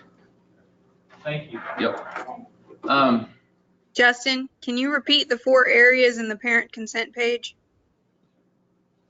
It's the directory release, the military recruitment, and the 2 questions for ACT, whether or not you want your contact information given to colleges, and then your ACT scores provided. Can I clarify it says no military recruitment. So if I have a student, Don't worry about that. Those are the fields that's going away. We fixed that. We fixed the language on the page that I'm going to show you here in a minute. So it's very clear what you're answering yes or well, no that to. would be good. Yeah, because that's going to feed back to those fields that are going to be it hidden depends on in my July. mood, what way I think on that question. Yep. Just Yes. 80% of my elementary schools don't subscribe to the benefits of the parent portal. Yep. Yeah. So, So it's going to have to be done the old way. okay, so it's not, I'm not in a situation now where I've got to force elementary schools to push out the parent portal. No. Okay. It's just a luxury if they have it, if they access it. I found out yesterday it is not going to be part of the parent app. So if the parent uses the app, this won't work. They've got to go through the web. Well, and that's one of the things that's bad Yeah. about PowerSchool. The same development doesn't occur with the app as it does with the webpage. Yeah. The last thing on this, the superintendent's office should be sending out a communication to superintendents. We're taking the exact same questions, the exact same layout, language, everything, and we're putting it on a state letterhead so that this form is official looking. Because what I found when I went out, excuse me, and collected these from 8 or 10 districts, they don't even match. The questions we're asking, your district's saying it this way, another district's saying it this way, and this one's been copied since 1993, and somebody decided to retype another one and change the language. So the superintendent's office wants this to be uniform statewide. So expect that to come from them. GDV, I think I shared this last time, but if you missed it, the GDV report has been fixed to pick up students who graduate through July 15th. You don't have to go back now and falsify the data and say they graduated on 6/30. And you've got a 5-day extension. Remember, we were going to try to get this due date like the 16th so that you can't lie and say, well, this kid graduated the 17th, but I'm going to back it up to the 15th. We're trusting that you guys won't do that. So you've got until the 20th of July to enter your summer grads who graduated by the 15th. And those will be counted towards this year's cohort. Grad plans we shared. You will see some new grad plans rolling out, and that's already in the works. We covered legislative class size and the upgrade and pre-K enrollment. And the last thing we didn't cover is this start end time report, which is coming out. You'll get it in the January maintenance weekend. So I think it'll be due sometime in February. I don't have the exact date. Questions before Russell comes up and demos some things? And Russell, you're going to have to do it from this computer. Tessa, do you have any questions? Nope. That means we're being thorough. Or if you want. No, I just need to get the address, that's all. You can call it out and I'll type it in. Uh, My hyphen. It is kind of long, but Okay. it's of course HTTPS : IDP Oh. -TST Mm-hmm. .ncloud.org.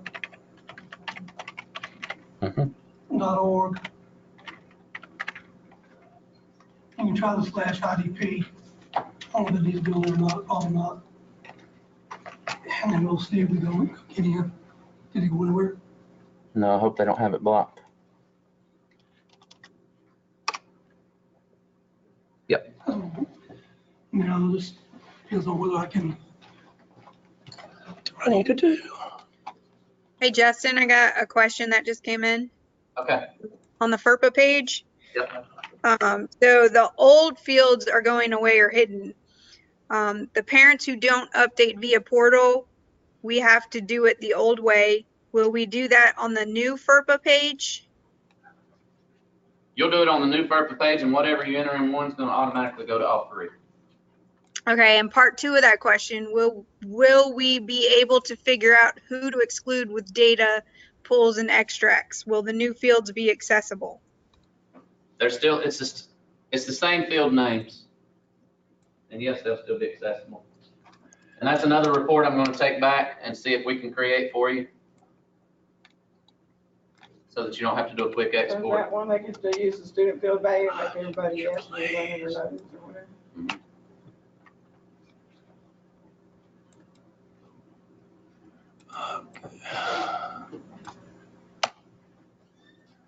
One piece I've not covered that he's going to show you while he's logging in is the Great GPA Lockdown. We talked about that, right?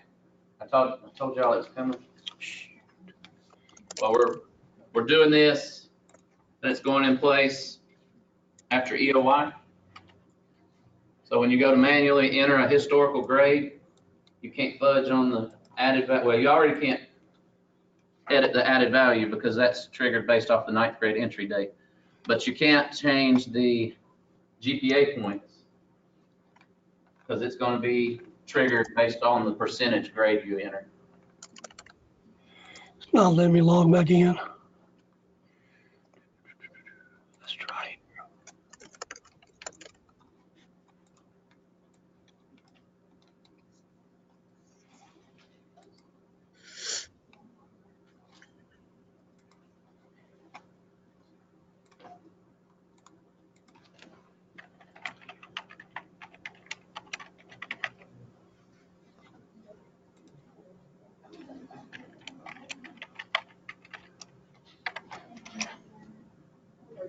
Oh, that's weird. Now start over. Yeah, I don't know why I do that. I'll change password now.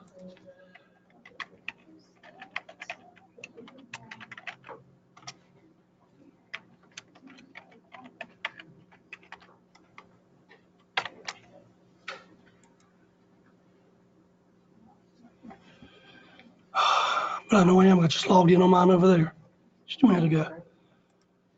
Let me try. I'll try a different password, but see now we'll let you back. On that one, I have to. Yeah. Just go ahead and do that one again because I didn't want to close yours.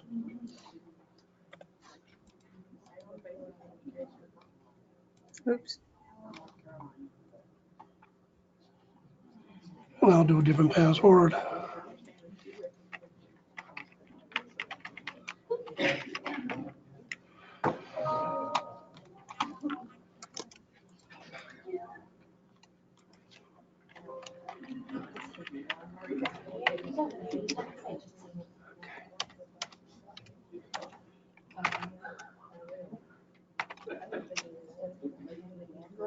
I know that's the right one because I just did it over here. Okay.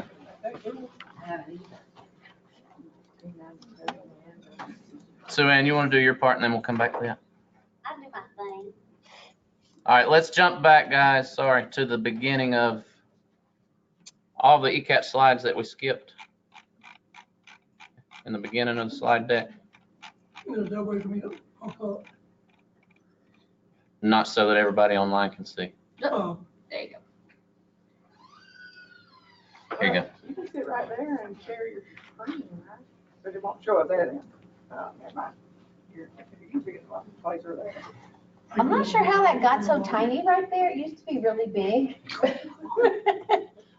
We are the technology division for EC, for EC students.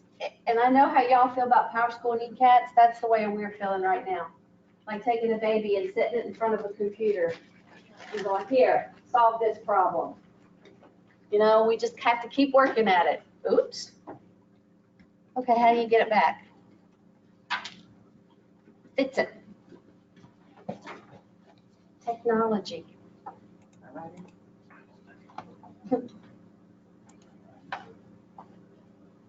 There we go. This is the structure we have right now. Myself and the team that I'm on actually are under technology, but we actually get direction for the technology for the EC division. I'm not sure how Justin will be set up because his division is with PowerSchool, so it may have another leg on it that goes to PowerSchool. I mean, you realize you're on the same fly, huh? Well, I'm getting there. Okay. Yeah, this is our team. And Sandy's right, I am on there twice and I keep asking for twice the pay, but I never get it. I think you did do. Yeah, I think so, yeah. I get just one little check every month. They won't pay me 2 times.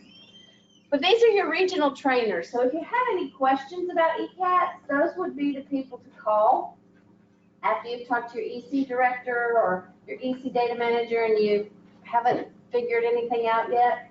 Give one of those people a call. They should be able to help you. Tracy, is she on here? Yes, she's our new IT manager. Really, she's doing a great job for kind of getting dumped in this in the middle. She's doing a great job. ECATS is the authoritative source for EC data. PowerSchool is the authoritative source for the demographic data. Anything that comes into ECATS comes through PowerSchool. So anything you put in the system comes in. It travels nightly, except on Saturdays and holidays. So there should be a nightly file that comes in every night from PowerSchool to ECATS.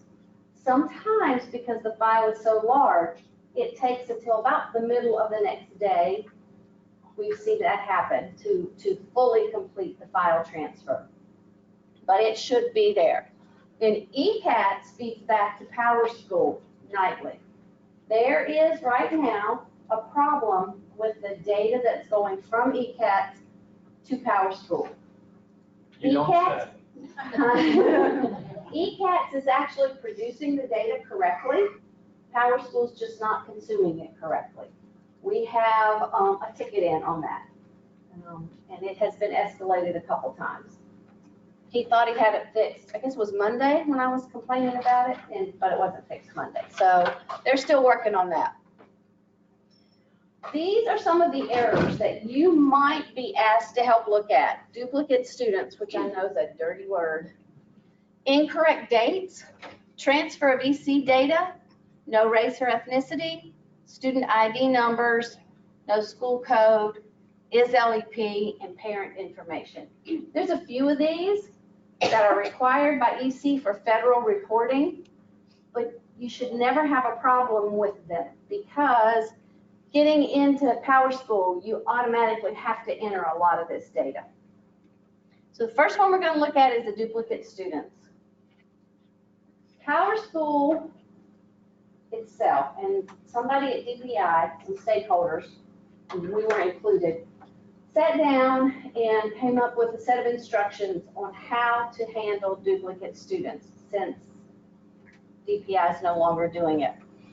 What they did was they said that the duplicate students would be sent in to them. PowerSchool would then log a ticket back to ServiceNow saying which number to keep, which number to retire.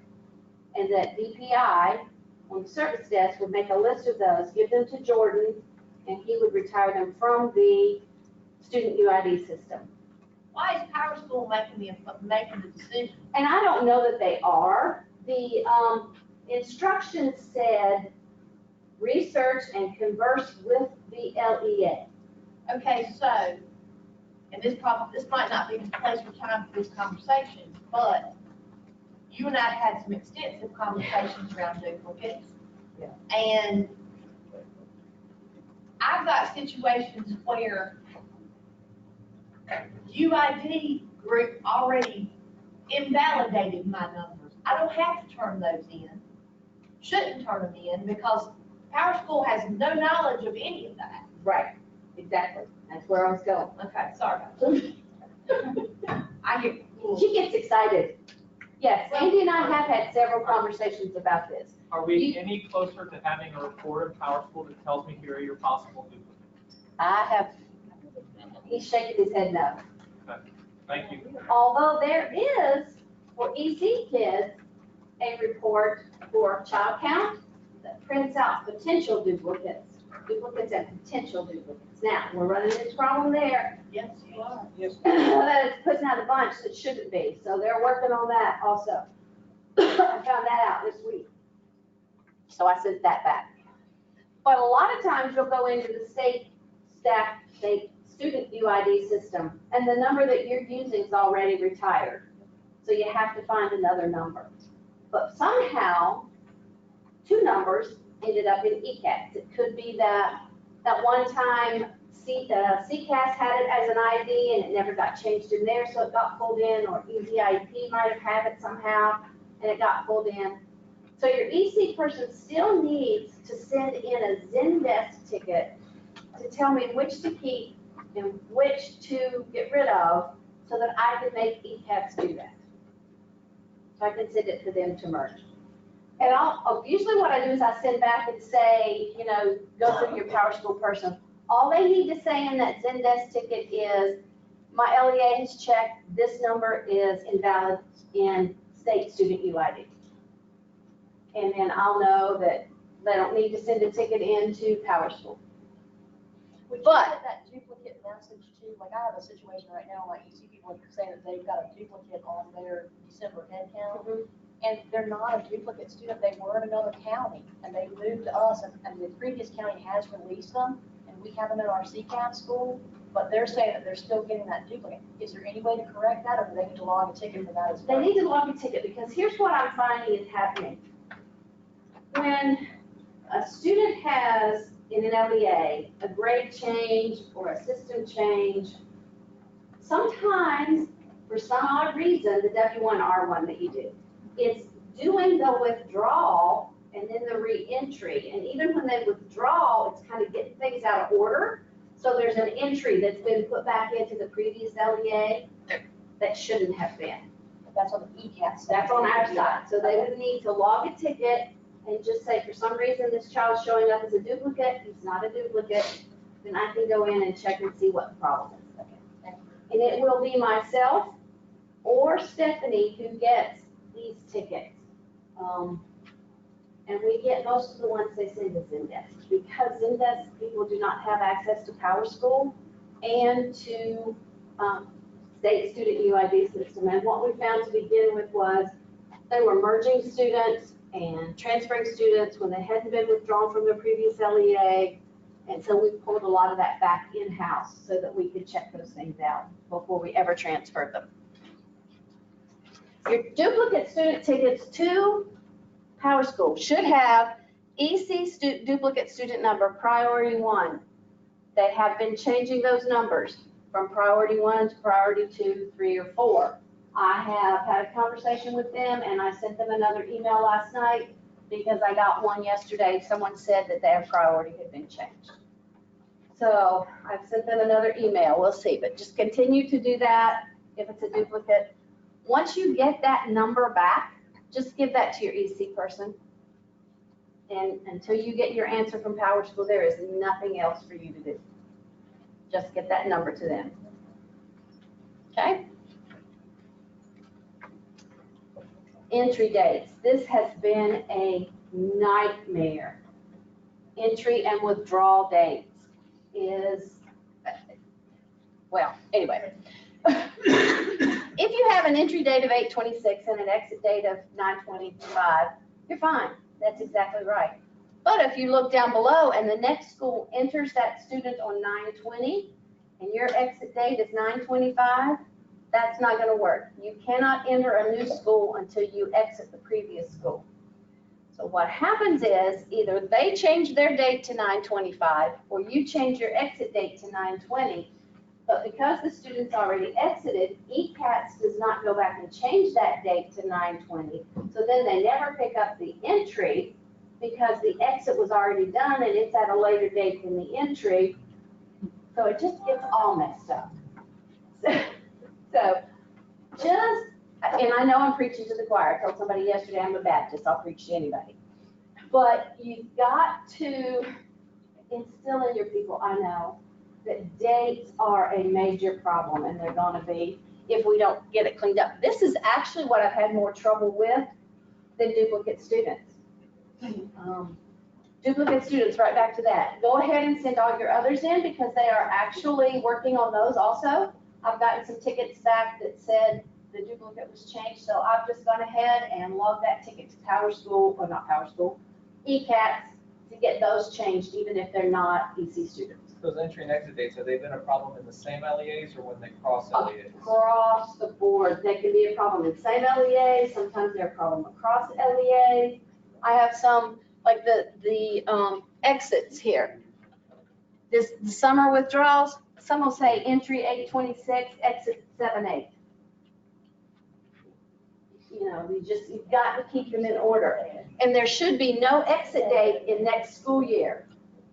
So that date of 7/1 should be at least 6/30. 7/1 begins the next school year.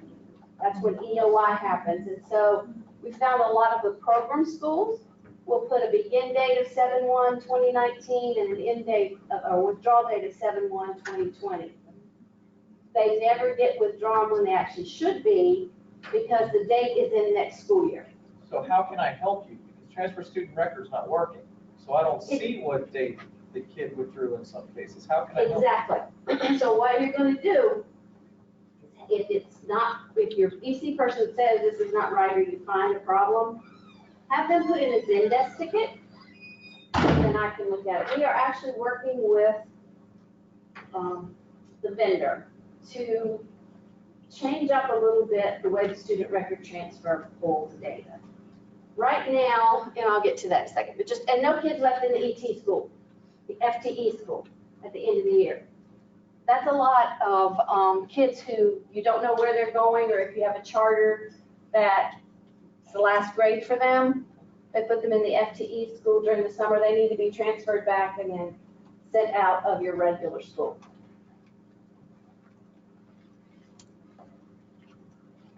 What was I talking to you about? I'll get back to it. I don't remember. I'm old. You need to remind your people to push that transfer student button. And I know it's not working right now, so they can't.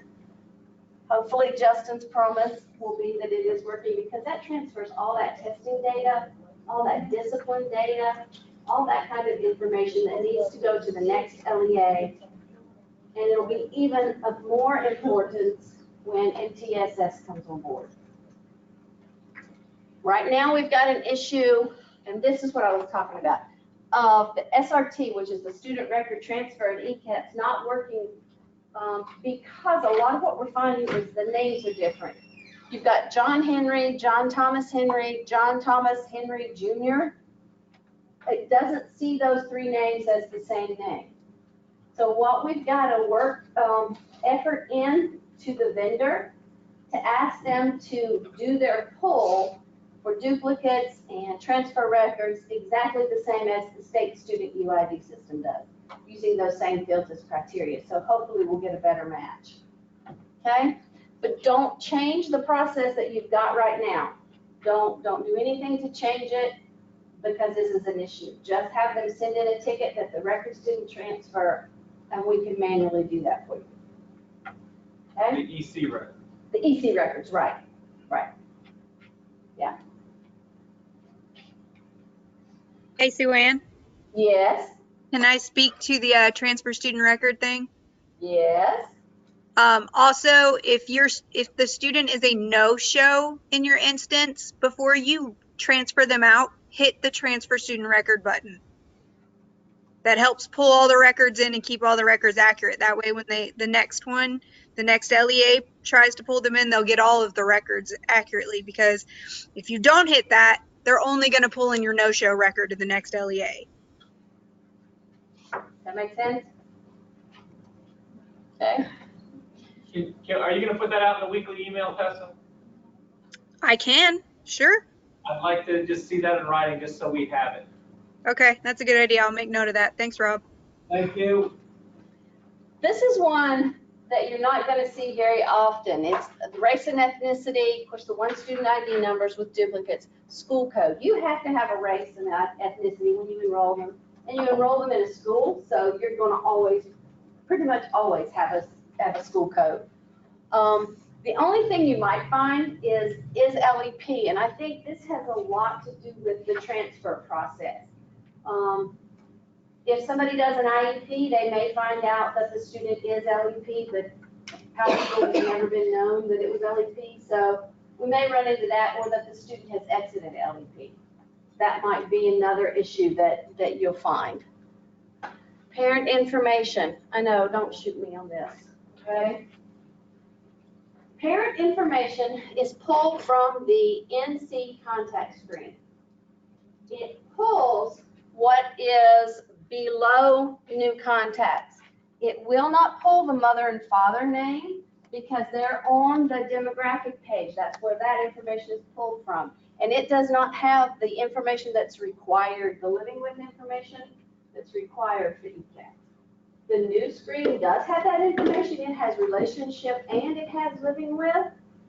But we've been instructed, I found out this week, that they're not going to begin to use that new screen fully until the beginning of next school year, to give LEAs time to get stuff cleaned up. Okay? So, Yes. so mother and father, Is it mandatory that mother and father is contacted, number one, and number two, or so long as they are on that NC custom contact list? In PowerSchool, I don't know. It doesn't matter to me in the cats because it'll pull them in if they're below that information. So I don't know what you've been instructed in PowerSchool, but anybody who is typed in this information right here, below new contact, will pull into ECATS. Okay? I know a lot of times you have grandparents, aunts, uncles, babysitters. Your users can also add contacts in ECATS. Okay? If you're bored one night or you can't sleep, there's lots of reading here you can do on ECATS. There's the special education manual. If you like watching videos instead, there's the videos. There's also some training topics to look at. Same thing for service documentation. Now, I don't have anything to do with service documentation right now. I don't spend much time in that, but you've got the same bits of information there that you have for ECATS, for special ed. We send out every Monday a Monday message. Those Monday messages are archived right here under this link along with a frequently asked question list. If you would like to receive that Monday message so that you don't have to go to the archive, just send me your email and just say, add me to the Monday message list. And I can just, when we send it out, it's usually Tuesday or Wednesday before it gets sent out to anybody but EC directors. So we wait till the day after to send that out to the masses. Okay? There's only one vendor, just like PowerSchool was vended out, ECATS has been vended out to the vendor. The service desk there is called Zendesk. And PowerSchool, I think you can call, but in ECATS you can't. We have no way to call them. All EC tickets have to go through Zendesk. Within each LEA, you have up to 5 designees who can log tickets to Zendesk. So find out who those are, and if you've got a problem that incorporates ECATS, just have them send it in through the Zendesk, and I'll eventually get it.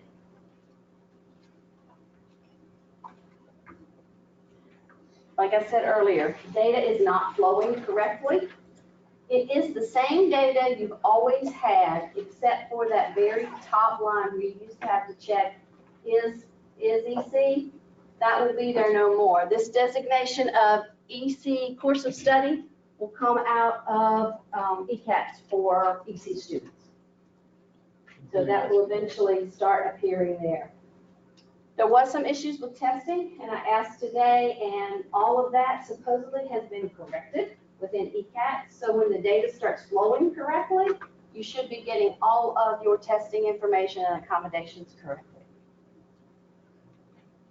That's the way we feel right now. Lord help. Do I have any questions?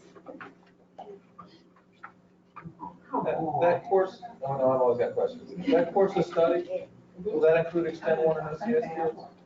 If they are EC, should. If they're EC, so does that mean I need to quit doing that other one that's just a pain, that's an extra step? I have no idea, because I don't know what you're talking about. On the North Carolina academic screen, I gotta say whether a kid's OCS and when they started. Actually, I think that's used for something totally different, isn't it? On the what page? I think, I can't remember if it's North Carolina academics or DPI academics. OCS button. There's a button there that says this kid's OCS, but if they're pulling it over here, I would prefer that's right, because it's coming from the authoritative source. So I would want to quit doing the other that my data managers are doing. That's an extra step for them. Yeah. And then if the two don't talk right, which one's right? Which one is the state using? Doesn't the state use that one for CTE? Yep, that's the problem, and CTE is asking if we can write that back from ECATS. So I would go ahead and do what you're doing right now. Yeah. Until we figure out if they can write that data back and forth. And that'd be really good for Extend 1 too, Okay, for both those. you got And it's that? also needed for what I talked about earlier for those triggers for work keys. They have to be able to see what you're currently manually flagging. That's got to be in PowerSchool if our workaround's going to work. So we were already going to request that be wrote back from. Let me try again. Either that or if he shares his screen, Kimmy, will we lose volume?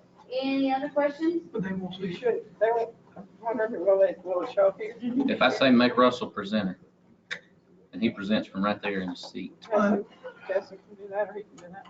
Tessa, we're going to try something. I just didn't know if they could see it here. Okay, good luck. All right, if you've got any questions while they're doing that, email me. Sandy and I They talk moved quite the button often. where you make We them. do. I moved it. Can you see it? Where And it she says? tells me what to do. That's not true. No, it's not. That's not true, Valerie. All right, I'm going to try this.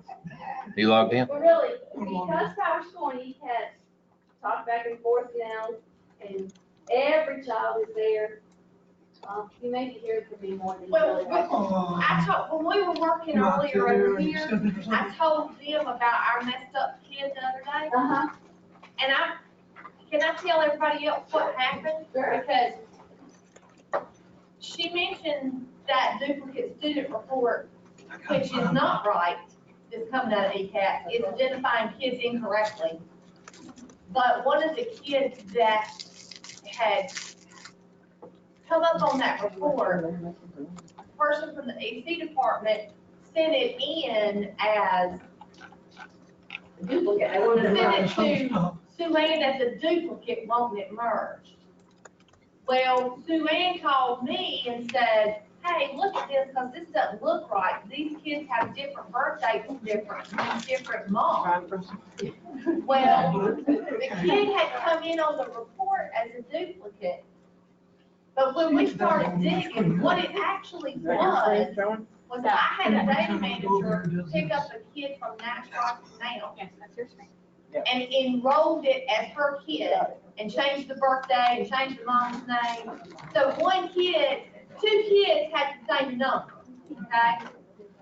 Well, we had worked through PowerSchool to pull them apart, and PowerSchool had renumbered the one that my data manager had admitted by mistake. Well, then it came in as a duplicate on that ECAT report, and they were trying to put it back together. That's why we stopped actually their service desk. We asked them to send all duplicate stuff, because they would have merged that student without ever asking any questions, because they would not have known. They would have just done exactly what the next ticket said. Well, and I think the difficulty I'm having right now, which has been going for a while, it has gotten better since the year started, is I keep hearing it's my fault, things are wrong in ECAT. And I keep going, it's not my fault. I don't even know what I'm doing. I mean, how can I break it if I don't know what it is? And I think that's the big thing, is it feels almost like a who's on first moment.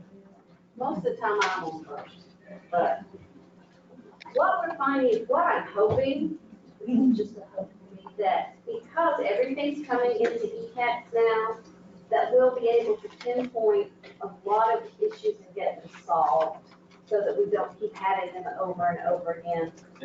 I do think it's getting better. I'm a little concerned when they're gonna start moving over discipline data and attendance data. Be closer to the microphone. I don't know when that's happening. And I haven't heard a final date for that. And the districts are they gonna have the choice to let discipline data go? Because we intentionally don't let folks see that for a reason. I haven't heard what all MTSS has decided. Can you hear us, Tessa? Yes. Can you see my screen? Yes. Okay. All right, so what I'm going to do first is go into the parent side and show you what it looks like when they open up their account.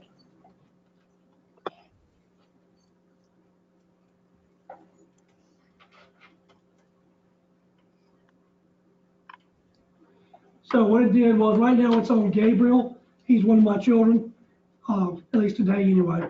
So what it did was, it automatically brings up the FERPA. And because Gabriel is below high school level, Gabriel only has one question. and that's the question on releasing the child's directory information. So what should happen is when I select my answer and I submit, and we'll get this fixed. What should happen is that this screen will go away, and I'll be able to see all of my other screens, my grade and attendance. Right now, we believe what's going on is because students below high school don't have to answer all 4.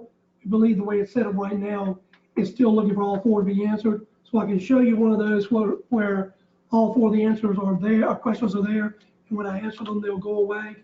So let me see if I can find one of my students who is. Okay, so Cole has all 4 questions. So I would choose my answers for each one. Slow down, Russell. Okay. So I'm going to choose my questions for all 4. Okay, once again, this is Cole. Cole is in grades 9 through 12. He's in one of those grade levels, or one of those grades. So because he has 4 questions that have to be answered. So I as a parent, and I'll go ahead and answer the question before you ask it.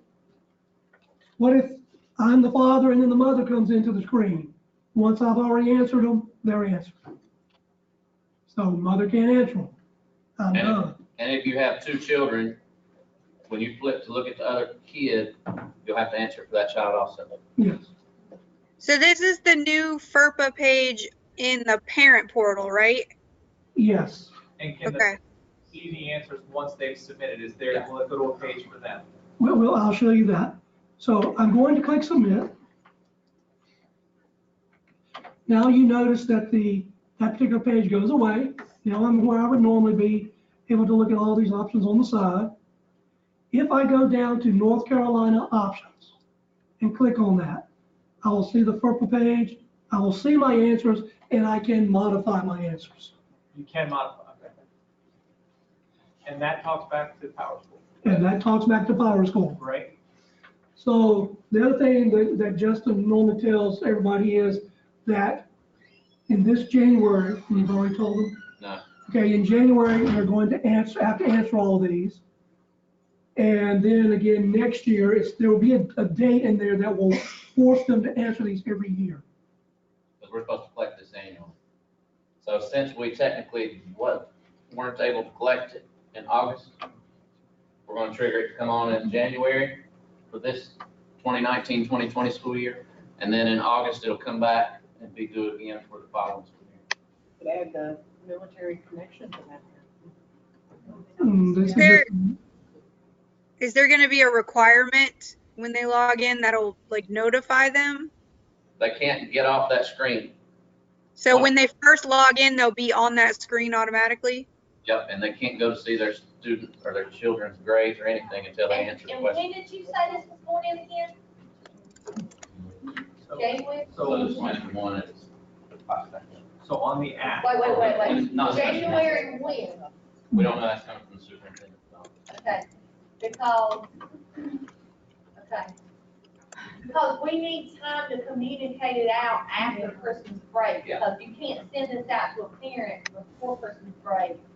They're not gonna remember. Yeah. So, for instance, I just went into Tessa, one of my other children. This screen comes up. I cannot go to any other screen because every time I try to, this comes up.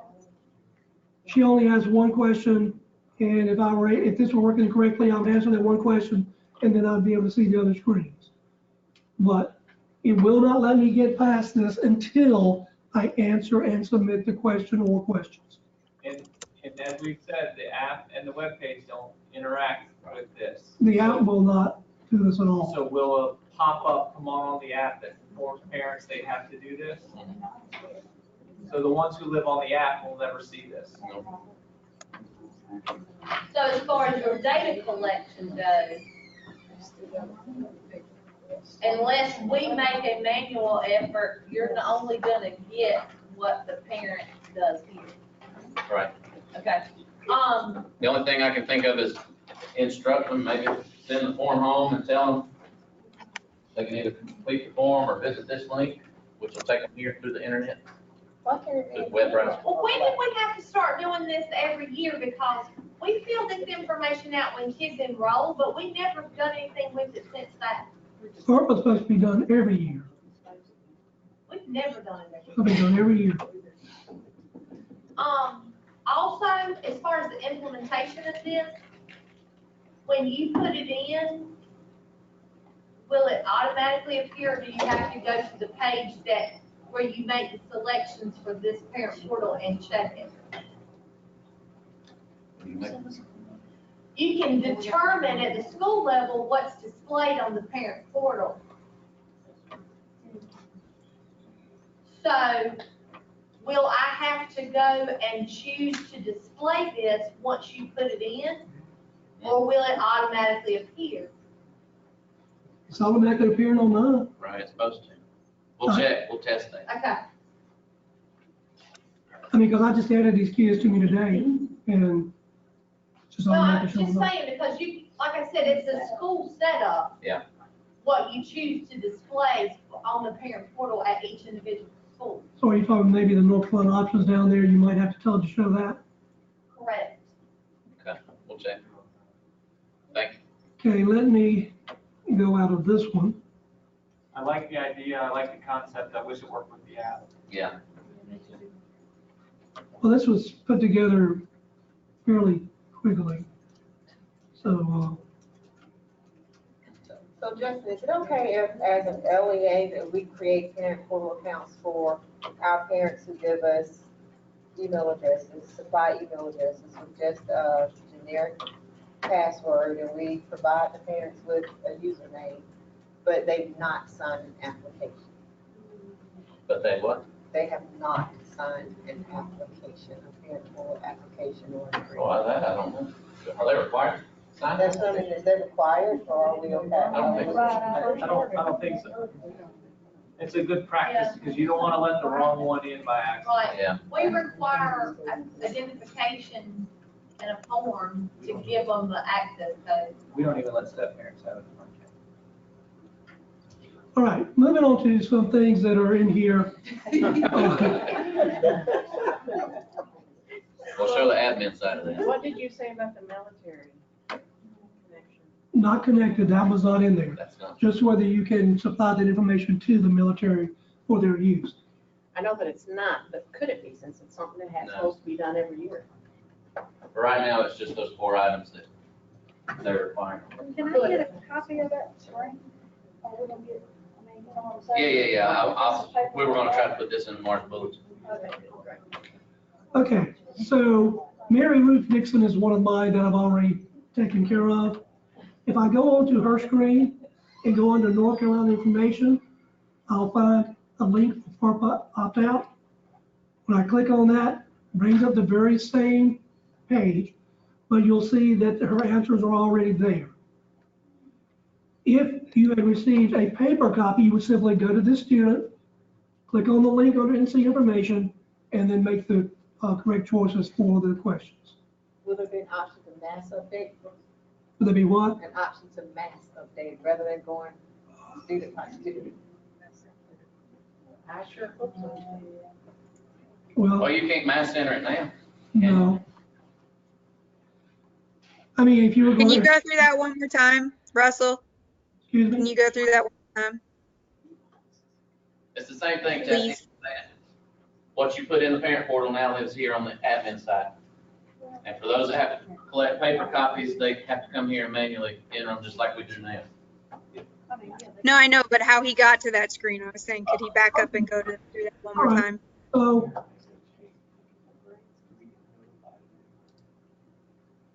I'm just going to choose another screen. So what I did was I went to NC information, FERPA opt-out. It's listed under NC information. You see the very same screen that the parents saw. And then you can see the answers they gave, or you can put the answers in if you have a sheet that has been supplied to you by the parent with the answers. So Russell, will the answers be then maybe a default yes or a default no? That was a question yesterday, Justin. Remember, somebody asked yesterday if there was a default answer, Yeah, so the if default nobody answered. answer, because this is an opt-out page, the default is yes. Okay, so that would be yes for everything, ACT, military, directory information, and public or private colleges. Right, so you did your job, you provided the link, or you provided the piece of paper, and if they can't get it back in your hands, then we're gonna do what we're saying on the page we're gonna do, which is leave it yes. Unless they opt out, and by opting out, they either sign it, or go in and answer the questions, or they just don't respond, and so they didn't opt out. And if they were never answered, even though that is the default, it would say, please select still on each one of those boxes, right? It would still say, please select. Yeah, we fixed it. Before, these questions were, the answers were defaulting back to yes or no, I forget.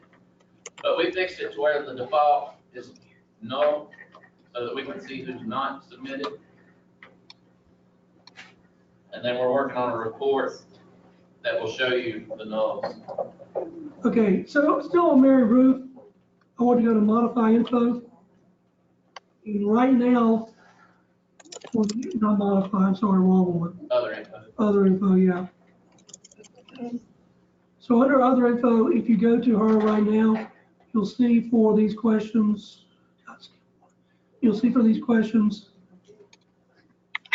this one says yes, which is supposedly what I chose or the parent chose when I did this. We will be getting rid of these because you know your military and your college were always really messed up because they were backwards. So those will be getting rid of. Right now, or is it going to put the answers in there in the military and the college? It's supposed to, yeah. Will they be correct according to the way these are worded, or is the wording to be changed? I'll check and see if they worded it. Because right now they're not worded correctly to make it do what it should do. Okay, so that's where that is. One of the other things we wanted to show you while I'm still in the student is on graduate requirements. We want to show you endorsements. And you want to talk with them about that? Yeah. Covered this earlier, but there you see the ACT reading endorsement. That's going to be new after May 16th. And I believe you said if they did meet the ACT, then it would show that it was not complete. The benchmark, right? The overall. How do you do an override for that? You said you do an override. Yeah, where do you, somebody told me yesterday. How do you do an override for that? Just under the academic page? It's back over here. Let me remember where the overrides are. It's under academics. Right. You passed Not it. that one. I'm sorry. Right. That one, yeah. When you're talking about the diploma and you're putting in all your stuff. We're just gonna say. That's where you do your overrides. The college endorsement override or the college UNC endorsement override. Is that the one, that's where I would do the override, is the college endorsements? College or college UNC. Okay, yes or no, and then it pops up the screen, tells me why, right? Yeah, you have to explain why, Yeah, okay. and keep track of who you are, I believe, all this. All right, anything else for crossing over? GPA lockdown. This is still in the works, so if you don't like it now, that's fine. We can still make changes. We've got till July. We're gonna go like we're gonna add a single new entry to the historical grade stream. Bring it back to Mary. I shouldn't have gone out of Mary's in the first place. First thing you're gonna notice when he gets there is two red boxes around course name, course title, and course number. We're now gonna require a course number. We're not gonna require a course name, even though right now it is required. I want that course name populated from whatever the course number entered is. So it'll go back and pull the title, and then you can add to it. So I'm going to do a single new entry. And I went ahead and copied the course number I want to use. I'm not going to give the correct name. It will let you give any name you want to. This is not the course that it should be. I'm going to say this is a vocal music course. which it is not. I will add a grade of 76. I'm going to put in GPA points of 4. I'm going to add a percentage of 76. And I'm going to submit. Now, when I find this one, where's my bulk music? And just a little bit more, right? Right here. When I click on my 76, you'll see that that 4 changed to a 2, which is what it should have been. So you're saying in the future, when we put the course code in, it's not gonna automatically pull the course name like it does now? Well, it hasn't been pulled in on this one. Yes, it does. No, I mean, Not on the one test of environment. On the I think Q&A. whatever Lorenzo did to the code to change it to require both, he overrode the part where it automatically populates the name. The type. So we're gonna fix that part. So Russell, So that's is just there any more way, work for I know us. that's like a middle school course, and of course, we don't even award GPA points in middle school courses. Is there any way that we can possibly, turn off GPA points for middle school? So that It really shouldn't make any difference because they don't Because it won't count. calculate in GPAs anyway. You never, when you're creating, when you put in the course down there, you put in the grade down there, you don't choose include in GPA, and you don't choose include in class rank. So if anybody If it has were middle middle school school. courses on transcript, show up on transcripts.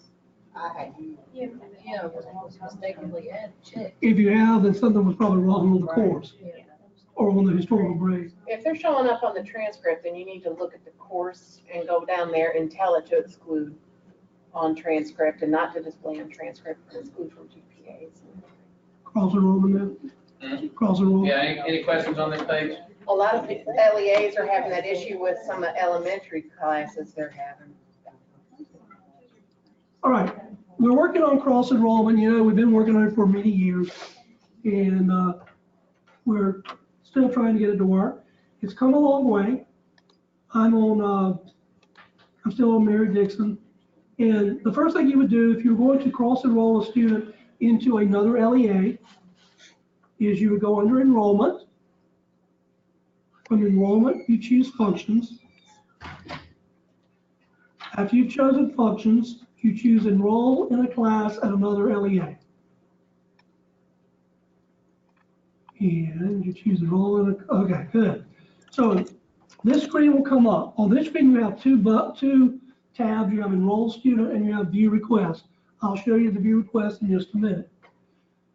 What you would do first is choose the LEA you want to enroll the student into. I'm in Asheville City. I'm going to enroll them into Bladen County Schools. Then you choose a school that you want to enroll the student in. I'm going to enroll into West Bladen High. You choose the enrollment date. It can be either today's date or it can be in the past. At first, when we were working on this, if you tried to enroll in the past, it would not do it.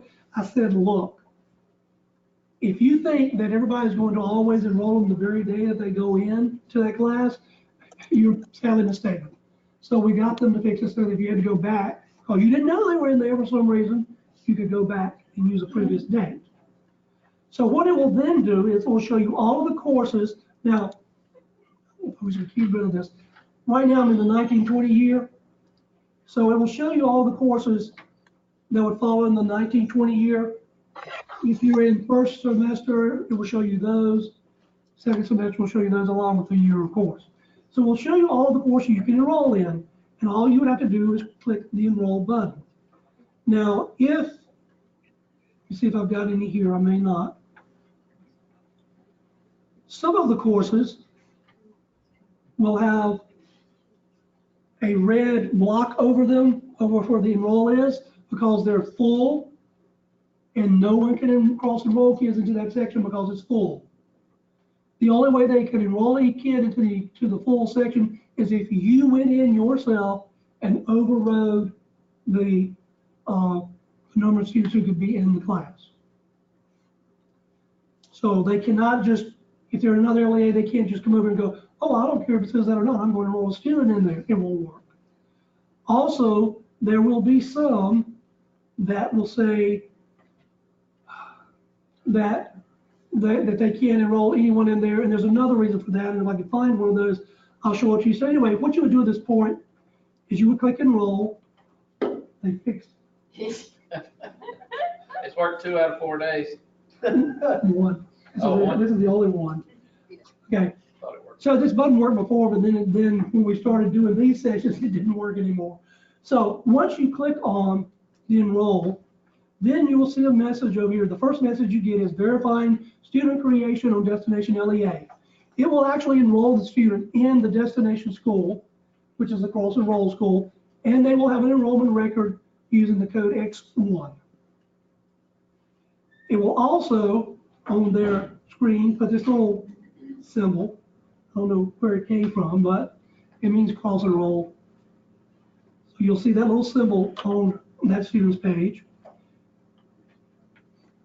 You can, of course, refresh your screen over and over. Eventually, this would hopefully change and say successfully created section enrollment. And then they would be enrolled in that class in the destination school. Now, do we have to have the course code set up at our school if they're going to another school to take a course that we don't offer? So no, there's no requirement for that.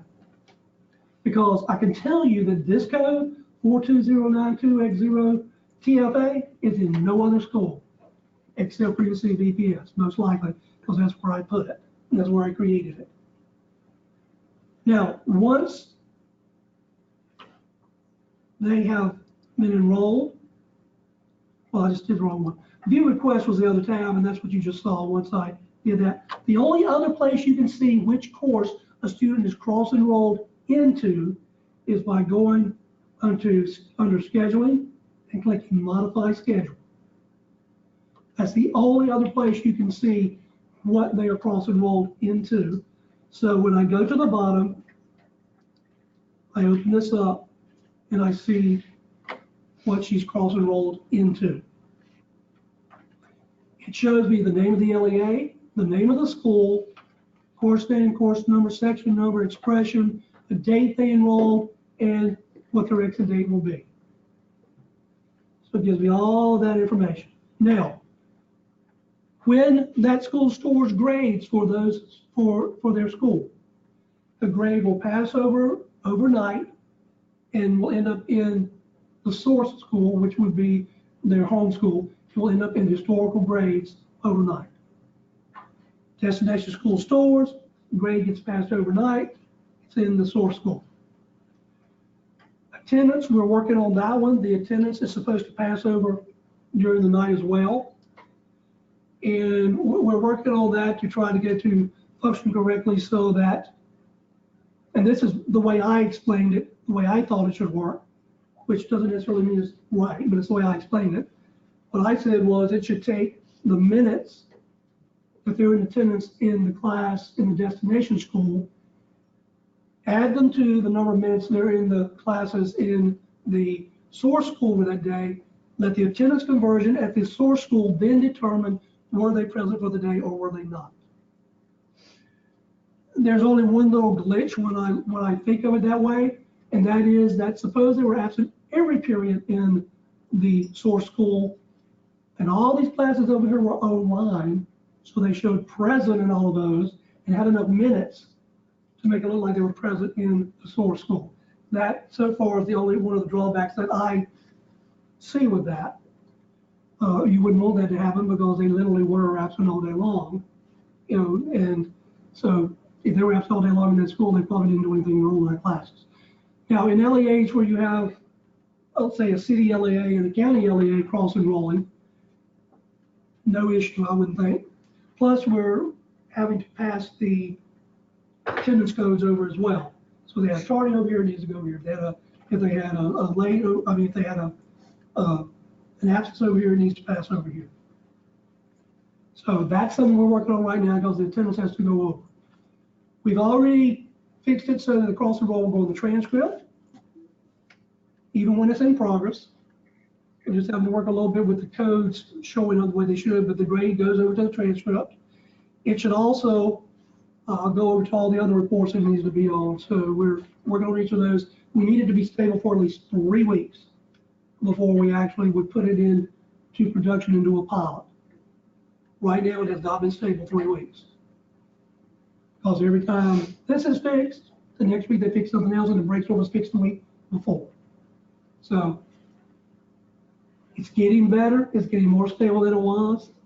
I have high hopes that soon we'll have this working, because I know you will probably be glad when you don't have to put those NCDPS courses in your schools anymore, or bring those teachers in there anymore, or do any of that. Even though NCDPS is not the only reason. I do want to show you one other thing.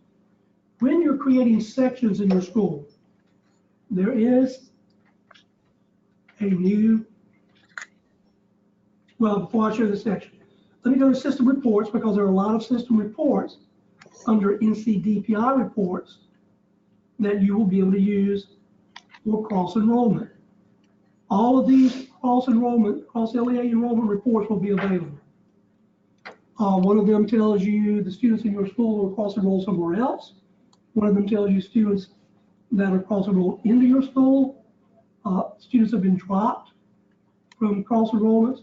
And those cross enrollments that were not successful, you have this whole list of reports that will be valuable. Now, what I wanted to show you about the sections is this. When I'm creating a section, let me go into school first. Let me get over here. Oh, and while I'm here, before I go to that section, let me talk to you a little bit about the new upgrade. You see the way the schools are listed now in that new upgrade that we will eventually get to? It lists the school name, the school initials, and it lists the school number. These are all searchable. I need to be able to get this to go somewhere and stay on my way because I need to use it. These are searchable. I can search it by school number. Well, I could if I could get up there.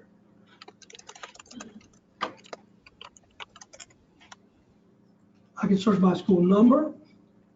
I can search by school abbreviation.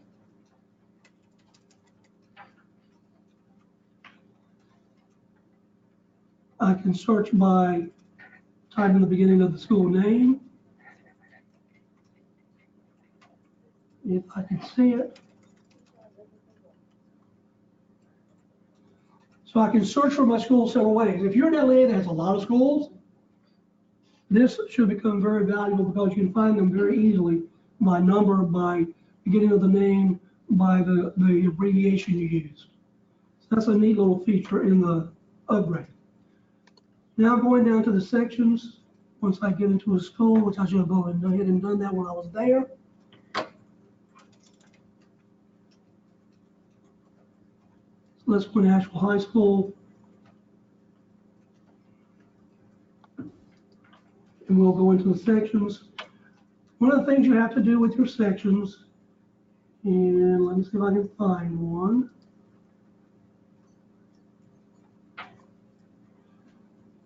There's a question you must answer, and you must answer it. You can't just leave it alone and let it default. The question you must answer is disable cross LEA. If you tell it, no, do not disable cross LEA, then if I'm trying to cross enroll my student to another LEA, I will see that section. If you say, yes, do disable, yes, I want to disable cross LEA, number one, it will disable it, so no one in the other school can enroll in it. But it has an additional feature. And this helps NCDPS a lot, but it could work with you as well. If I say yes to disable it, I can actually add schools that can cross enroll into this. So for instance, at NCDPS, you have your OCS courses where their teacher and your teacher are on the course, and only your students should be able to enroll in that course. So I can very simply come down and choose which school and which students. Well, I can't choose the students right away. I can choose which school can cross-enroll students into this section. So when I finish, if I'm not a student from T Wingate Andrews High, I can't enroll in this course. And it will tell you that it's disabled on the page. The enroll button will not be there and I cannot enroll in this course. Let's say for some reason, maybe you had 2 schools you wanted to have students to be able to enroll into this course. I can choose another school. So I can add more than one. So if there was another school, and I wanted those students to also enroll into this, I'm just going to choose a school, I can add that one. Now, only students from these 2 schools can enroll in these sections from outside of the LEA. So this is just a look at where we've gotten and where we're trying to go with cross LEA. Do you have any questions? I'm hoping for soon. It's been way too long. It's been way too many years. So we're hoping that soon this will be working, will be stable, and we can do this. And this is actually just the first phase, because there's more that has to be done with this, but this is the first phase, getting us to where we can actually do this and have it do what we needed to do. If you don't have any questions? Yep. Jump back over. I'm gonna give up, I'd like to steal it back.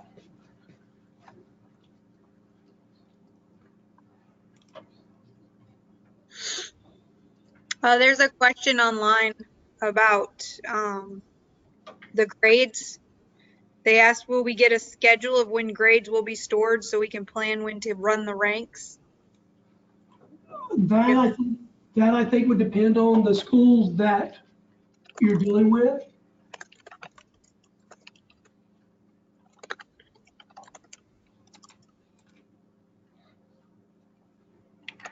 You get it back? Yeah.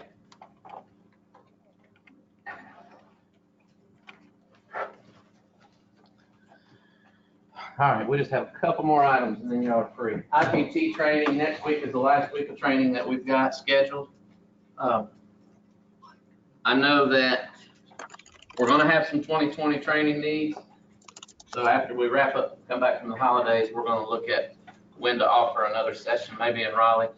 I know Michael at DPI is wanting some technology folks on his team to become certified, which is not necessarily a bad thing. I think our whole QA department really needs to get certified so that as they're QA and stuff for us, they kind of are more experienced and familiar with what they're poking around here.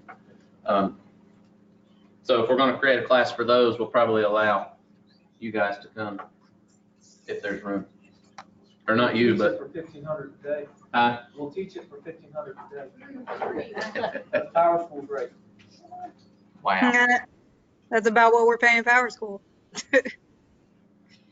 We talked about this when we did when I had you record all that in the document, but the date that we're supposed to have this out on the streets, the proposal is supposed to be out, the request for proposals is supposed to be out in January. So next month. And you said 2022, Right. so we're in PowerSchool till at least 2022. Yeah. Okay. So I think the due date for these is sometime around the summer, and they're wanting a signed contract by December of 2020.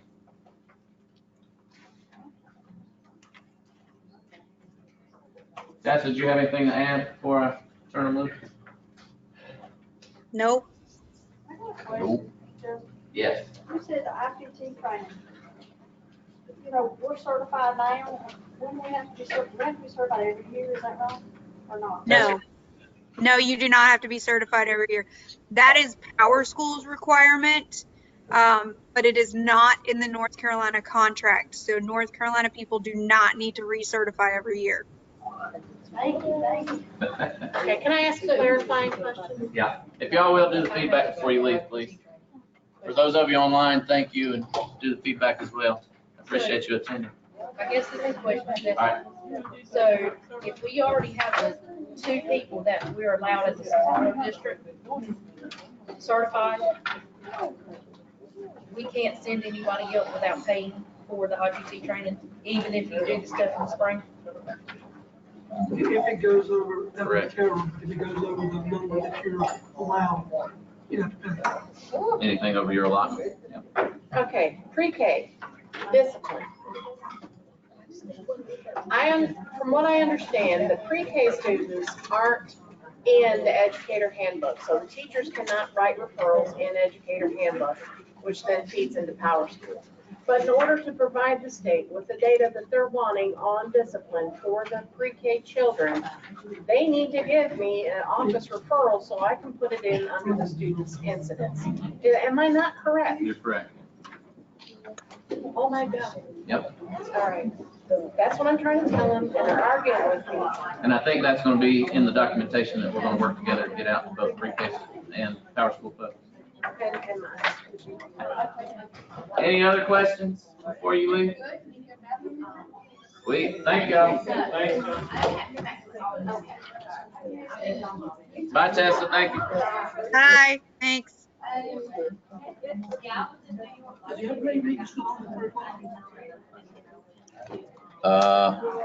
Doubtful.